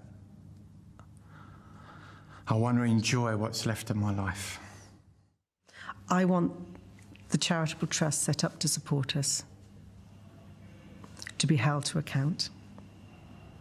I want their staff and the trustees, past and present, to explain their actions. I would like to see justice, but I have to ask myself what justice really is, given my circumstances. I want to know that the departments who are responsible and the individuals who are responsible will be held responsible. I want truth. I want justice. I want people to know what we've been through, not just us directly, but how it's affected our lives massively, decisions we've made and the people and personalities that we've become that have been taken away by the lies and the treatment and the scandal and the stigma surrounding HIV. I need the politicians to remember this. I need the NHS to remember that this tragedy, that this horror that has gone on for all these years is still going on. Please don't just brush this aside. Something needs to come out of this inquiry. The truth, justice. Please, we need it. And I want those people to admit the liability for those people that have been infected, affected, those people that have died. So many people have died. It's shocking, it's disgraceful. And then I need closure to try and move on with the rest of my life. I just hope I'm still alive by the time the inquiry finishes.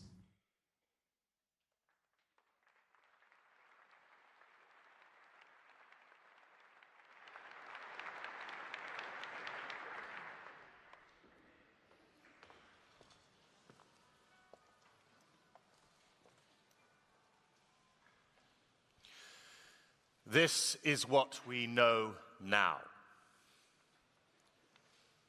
In the 1970s, 80s, and into the 90s, around 30,000 people receiving NHS treatment in towns and cities across the UK were given infected blood and blood products.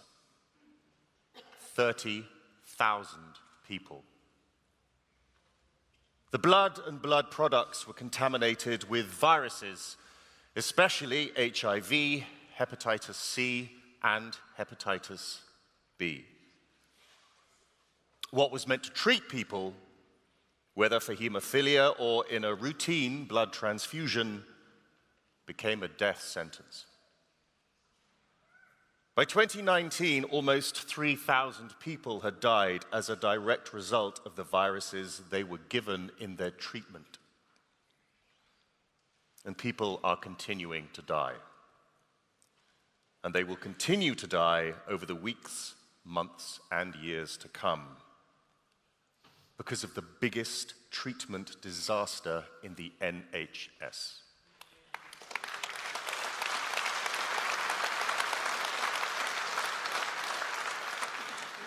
Now, you all know the names of the people that have died, but we also remember today those who died unnamed and without knowing what had happened to them.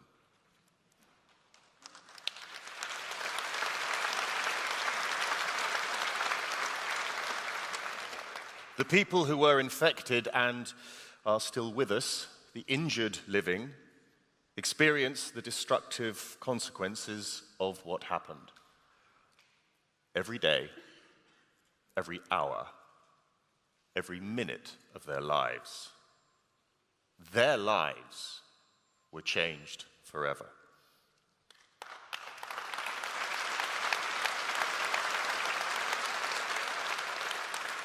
Their families were also changed forever.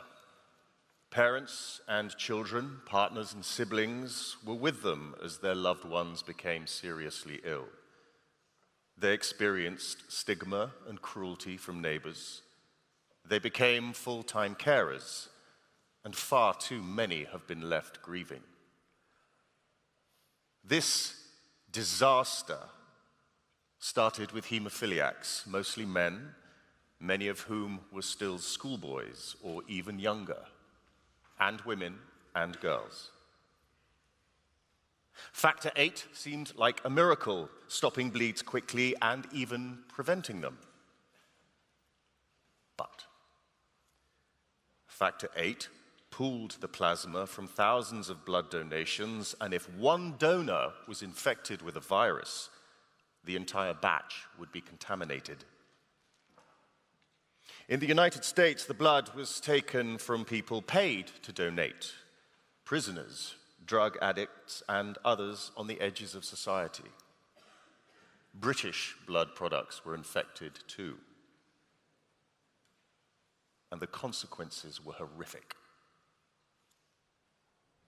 We now know that around 5,000 people with bleeding disorders were infected with hepatitis C in the United Kingdom, and around a quarter of that number, 1,250 people, were infected with HIV. 380 were children. Because people were not told about their infection until it was too late, young women, newly married and in love, were infected with HIV by their husbands. Full of hope and with dreams of the future and a family, they had no idea that their lives would be so cruelly and utterly destroyed, as well as the lives of their unborn children. Doctors knew the risks and knew that there were safer treatments, but far too many did not tell their patients, they did not tell their parents about those risks. Remember, 30,000 people were infected. Around 27,000 of these were infected through blood transfusions received in hospital, whether having a baby, after a car accident, during a routine operation, or getting dental treatment. And we now know that almost 100 people contracted HIV through these blood transfusions. Most of them struggled in the years after the transfusion to get a clear answer about why they were feeling so ill and utterly exhausted. When they were told they had been infected with hepatitis C, 10, 20, or even 30 years later, the damage had already been done. The consequences of this disaster run through every single aspect of life and the lives of family, friends, and communities. For thousands of innocent people, this has taken away their dreams, their hopes, their dignity, their freedom, their livelihoods, their financial stability, their sanity, their potential, and even their homes and marriages. It is creeping. It is insidious. It is impossibly cruel. People have lived with the stigma of HIV and hepatitis C for decades, feeling they had to live in silence and terrified in case neighbors found out, especially in the dark days of the 80s. Homes daubed in graffiti, children bullied in school, parents losing their jobs, and children put into care without knowing why. And many still live in silence. They have never told their families what happened to them, so they have lived with the burden of the infections and the burden of keeping a secret for decades. But the pain does not stop there. Coming home with a very serious illness after going to the NHS for treatment was bad enough, but what made things so much worse was when governments through the decades maintained nothing was done wrong, and this was the best possible treatment. Too ill to work and unable to provide for their families, they had to battle just to live life with a little dignity. Governments have resisted every step of the way. No wonder people have lost their trust.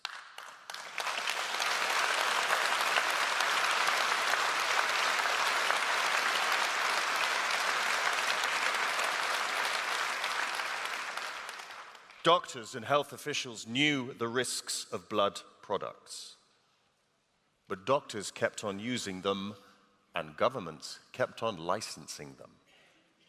They knew that the safest transfusion was no transfusion, but kept on topping up women who had just had a baby, or giving 2 pints when one was more than enough.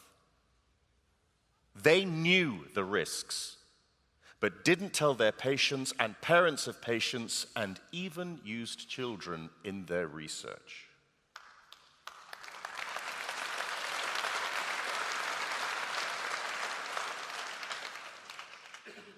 And it could have been so different if the existing safe alternatives had been used, if blood products had been heat-treated sooner, if the UK had invested in producing enough of its own blood products, if the UK hadn't been one of the last developed nations to test all blood donations for hepatitis C, if people had been informed and allowed to make their own decisions about the risks, if people had been told the truth.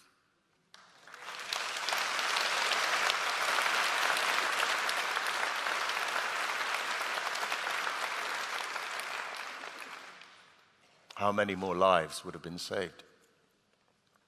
How many more people would have been able to live the lives they had dreamt of and planned for, without illness, without scouring documents, searching for the truth, without writing letters to every single prime minister since Margaret Thatcher, without the sense that somehow, for some unknown reason, what had happened to them just doesn't count.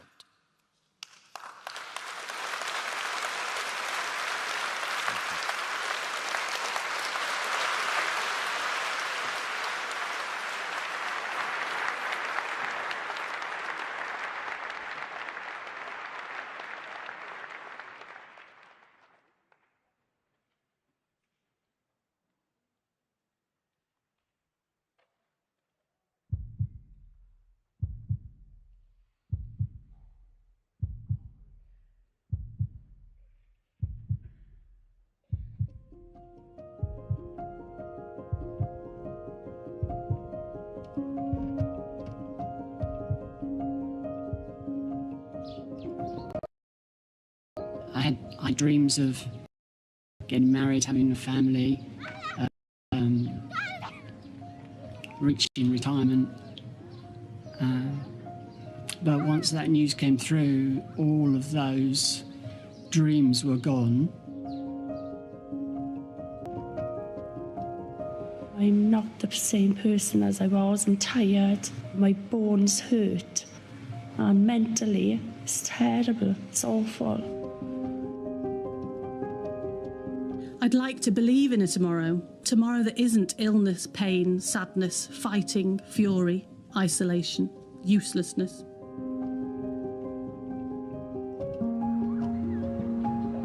It was like I'd become some sort of leper that no one could go near or touch. I was depressed,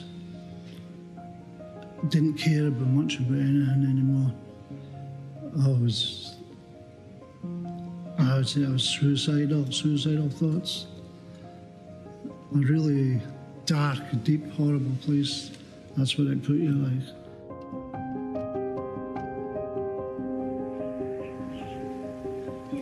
I'm bitter, and I'm really sorry for everybody that I've hurt in that bitterness.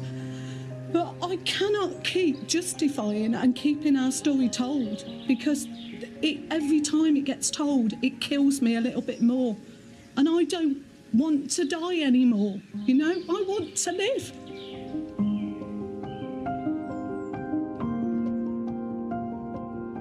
Sharing toothbrushes, kissing. In those early days, there was so much uncertainty on how the infection was going to happen, how you could contaminate somebody else.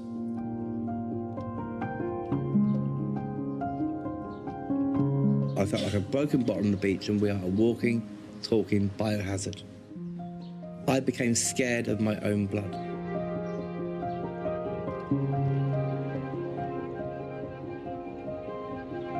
Whatever I'm going through, I will, unless I really can't, I will try and hide it as much as possible so that we can have that normal family life, so that the kids can have a normal childhood. They know that there was something nasty in the blood and Daddy has to take tablets for it every day. I don't think they quite get the seriousness of what might happen if I stopped taking those tablets.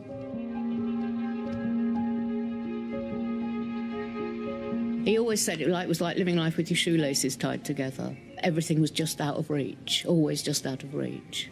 We sort of resigned ourselves to the fact we were living with an incurable illness.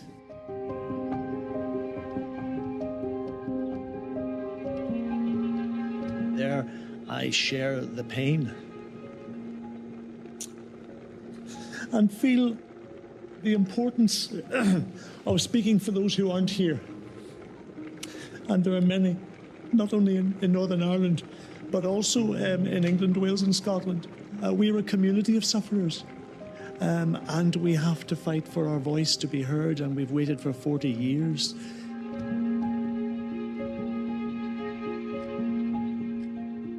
We're none of us moving on. We're none of us putting distance between then and now. There's none of that, oh, time's a great healer, because there's no healing. Time is just adding insult to injury for most of us.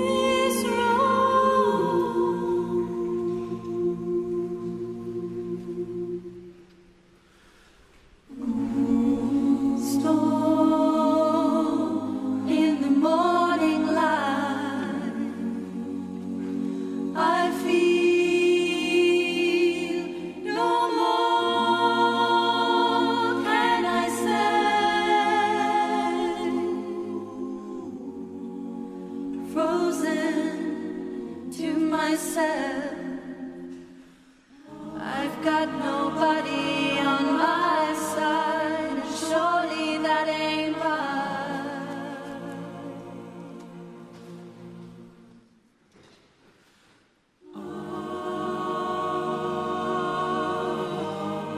And surely that ain't right.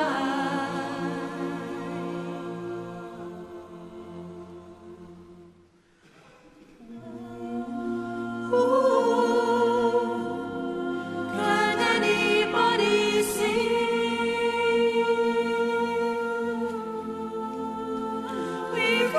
We've got all to find, never found a way,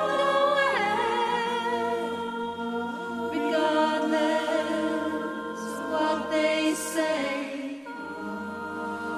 How can it feel this wrong? From this moment, how can it feel this wrong?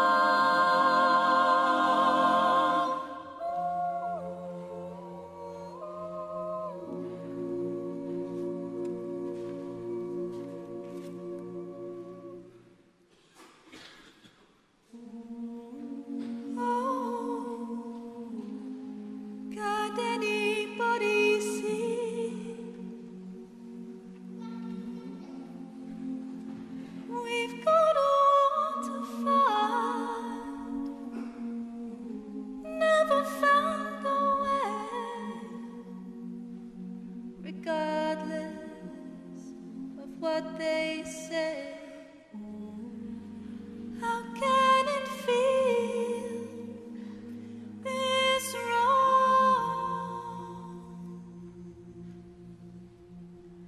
From this moment, how can it feel this wrong?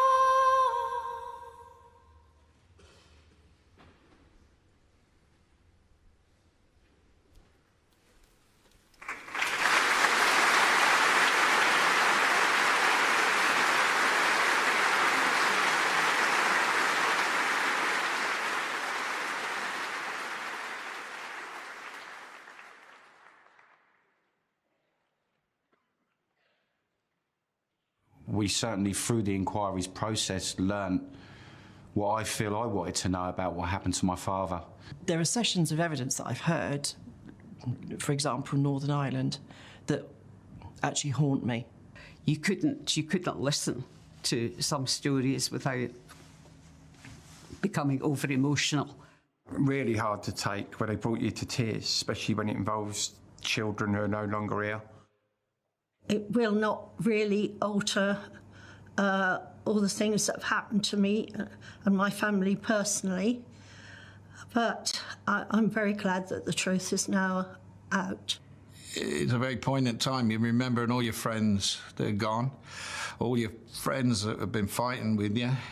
I can feel them in spirit today. They're here. And it feels so good to have spoken up for women who are no longer with us and have never, ever been recognised. We can't come back after this. This is it. This is the end of the road. And people are not convinced that it's going to be happy ever after. I'm finding it very difficult to feel like this is it, because it isn't it.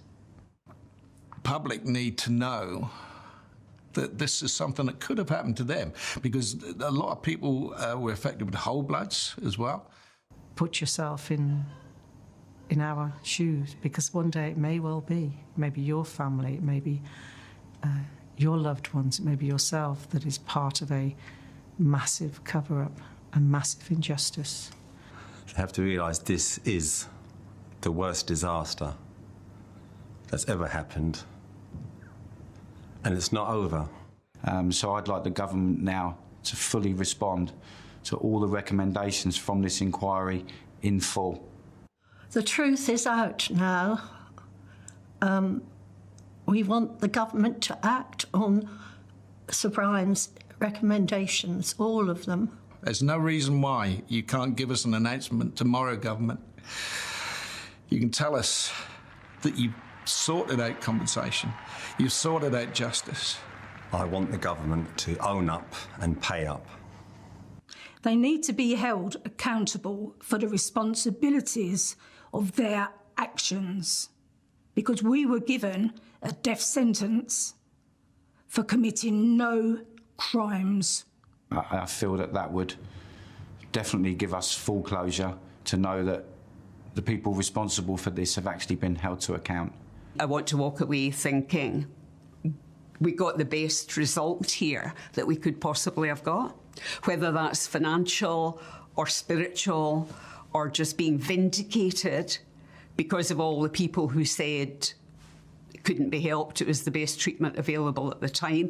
We want to be vindicated. I want to be vindicated. What the government have to realise, there are no survivors in this scandal. We are all surviving. I won't suddenly get 100% health back when compensation is paid, if compensation is paid. So I have to see, or there has to be some path forward as to how we're going to live.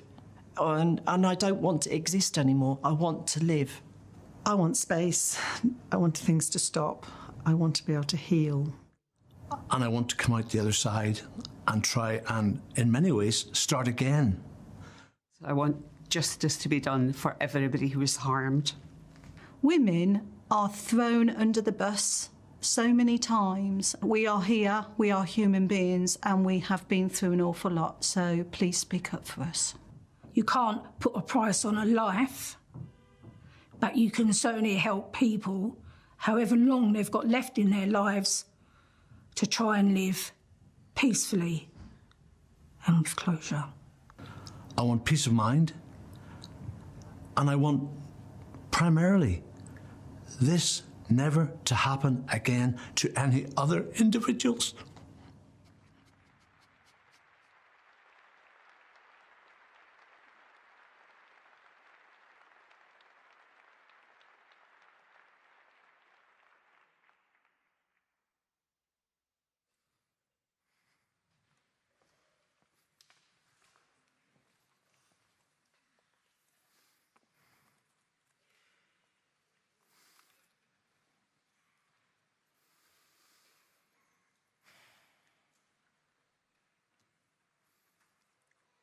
Why are you not here?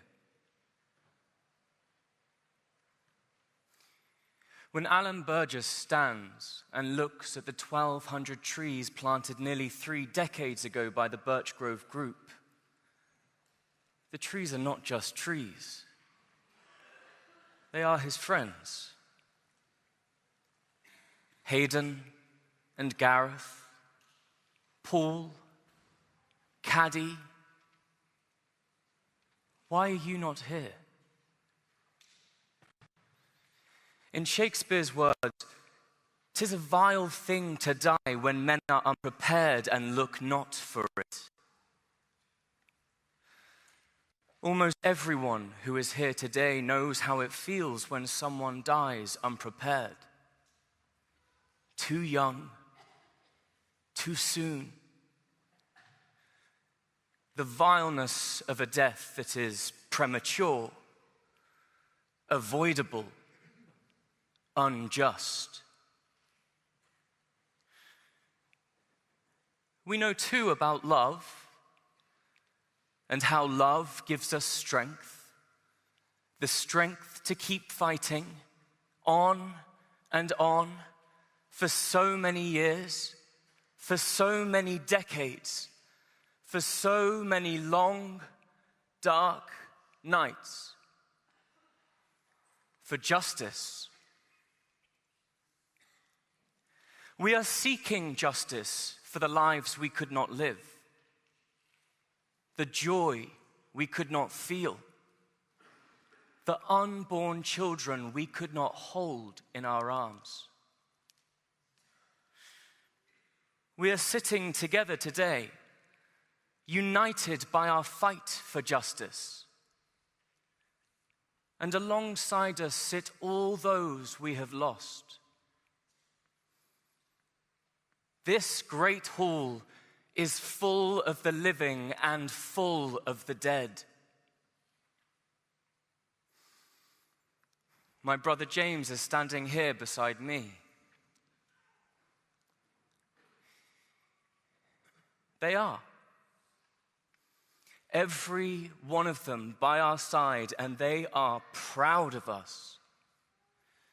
Proud that we never gave in. Proud of what we have achieved. Proud because they know we will never give up.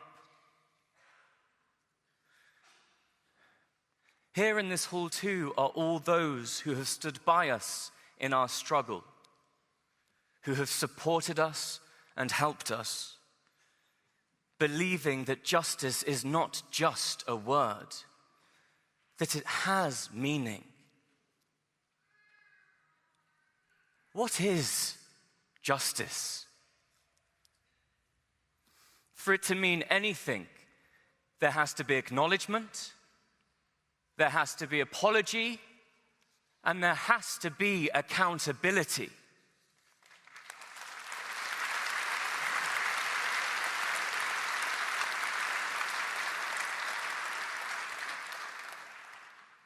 Acknowledge that it was wrong. That battle may be won. The moral case is complete.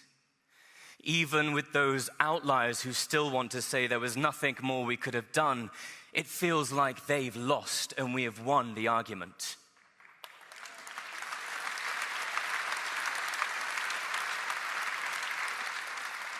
And that victory is a triumph of hope and love over cynicism and cowardice. Apologize. We're still waiting. Just do it.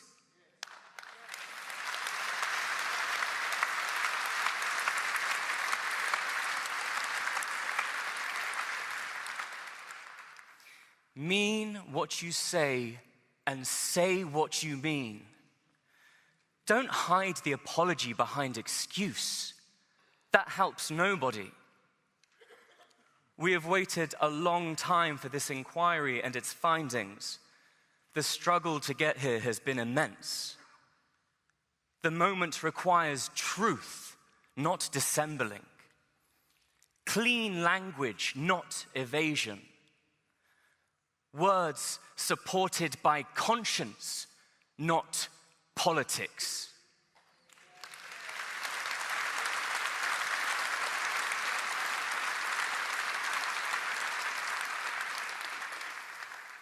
Say sorry, take responsibility, mean it, and everyone will feel so much better.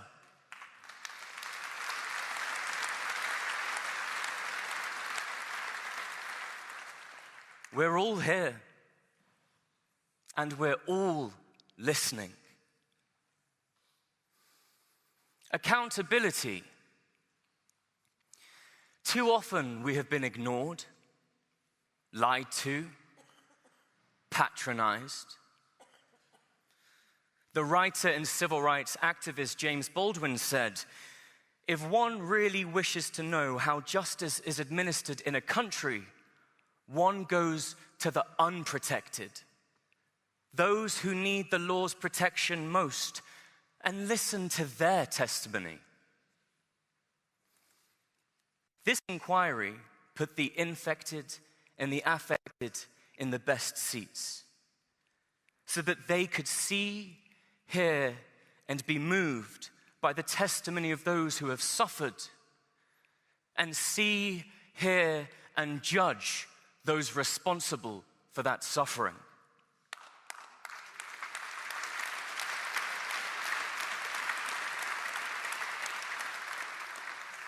By putting the unprotected first, suddenly, finally, after all these years, it became possible to interrogate power.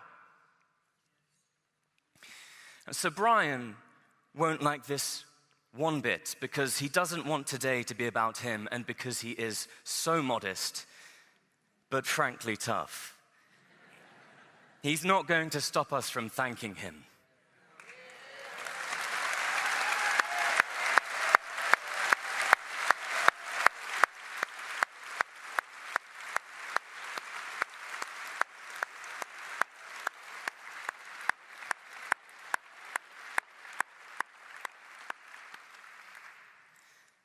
For his humility, care and precision with language, the integrity of his listening, emotional intelligence, deep sense of fairness, and for being frightened of no one.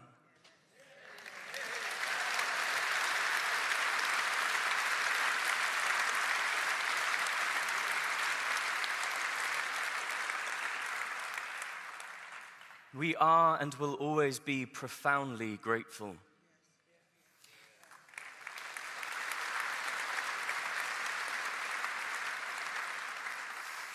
He has shown how the administration of justice can be done. Half a century since this scandal began, the spirit is undiminished. We are far fewer than we were, but those we have lost are now heard, because we will make sure that they are, and because we have the support of this document. History will know the strength and resolve of a people who have suffered pain and terror and shame and still stand fighting.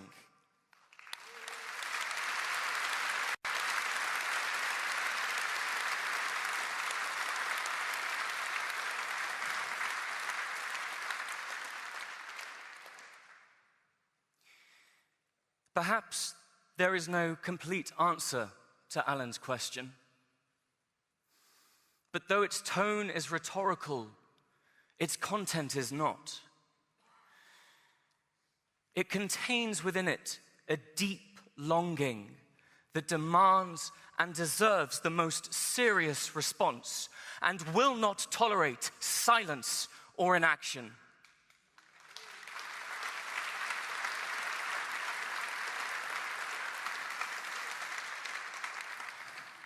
This report, our report, brings us a giant step closer to justice. This is our story. Let us go out from this place, holding it high, and holding by the hand those we have lost, and spread the word. Let there be no doubt. Justice will be ours, and justice is coming.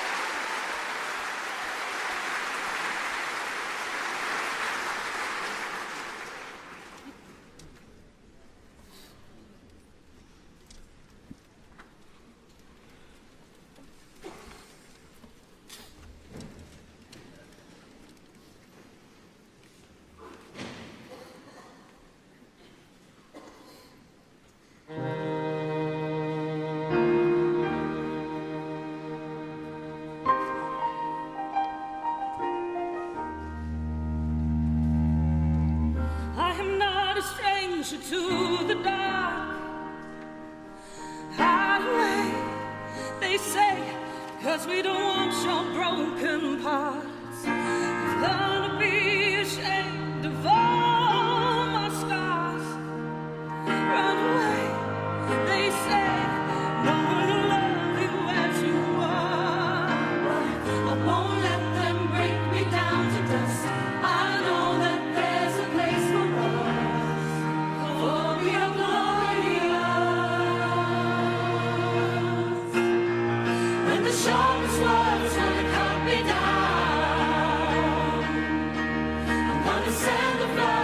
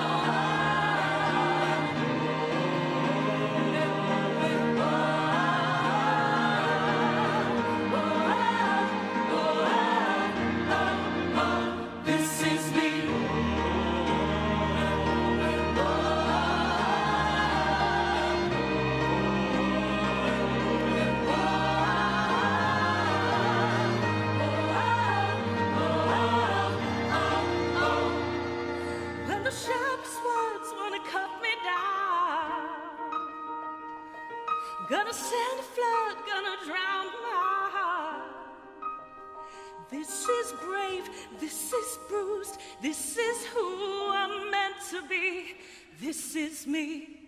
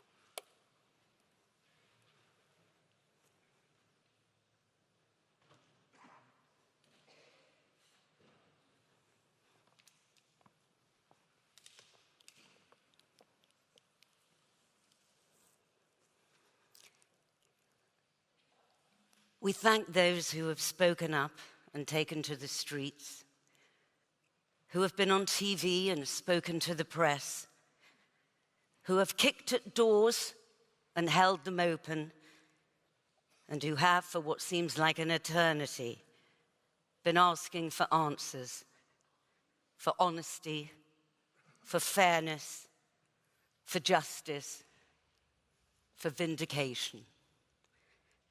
We thank you.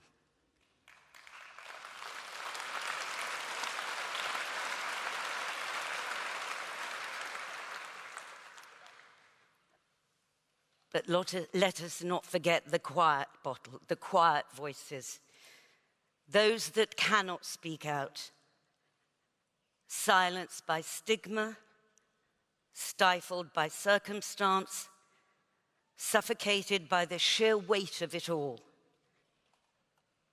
But you have a message we must all hear. Who are you that wrote this message? A mother? A father? A wife or husband? A brother? A sister? Son or daughter? A grandchild? A lover? A friend? One of the infected? What was your message? A private note to one much loved but lost? A poem about lives destroyed? A plea for justice to those in charge? Or just a simple why? Your soft voice speaks volumes. Your stillness says it all. Your private words make us think, reflect, try to understand, and want to reach out to you. For those who cannot speak, we hear you. For those who cannot be here, we are with you. For those who cannot shout, we will shout for you. This is for the soft voices.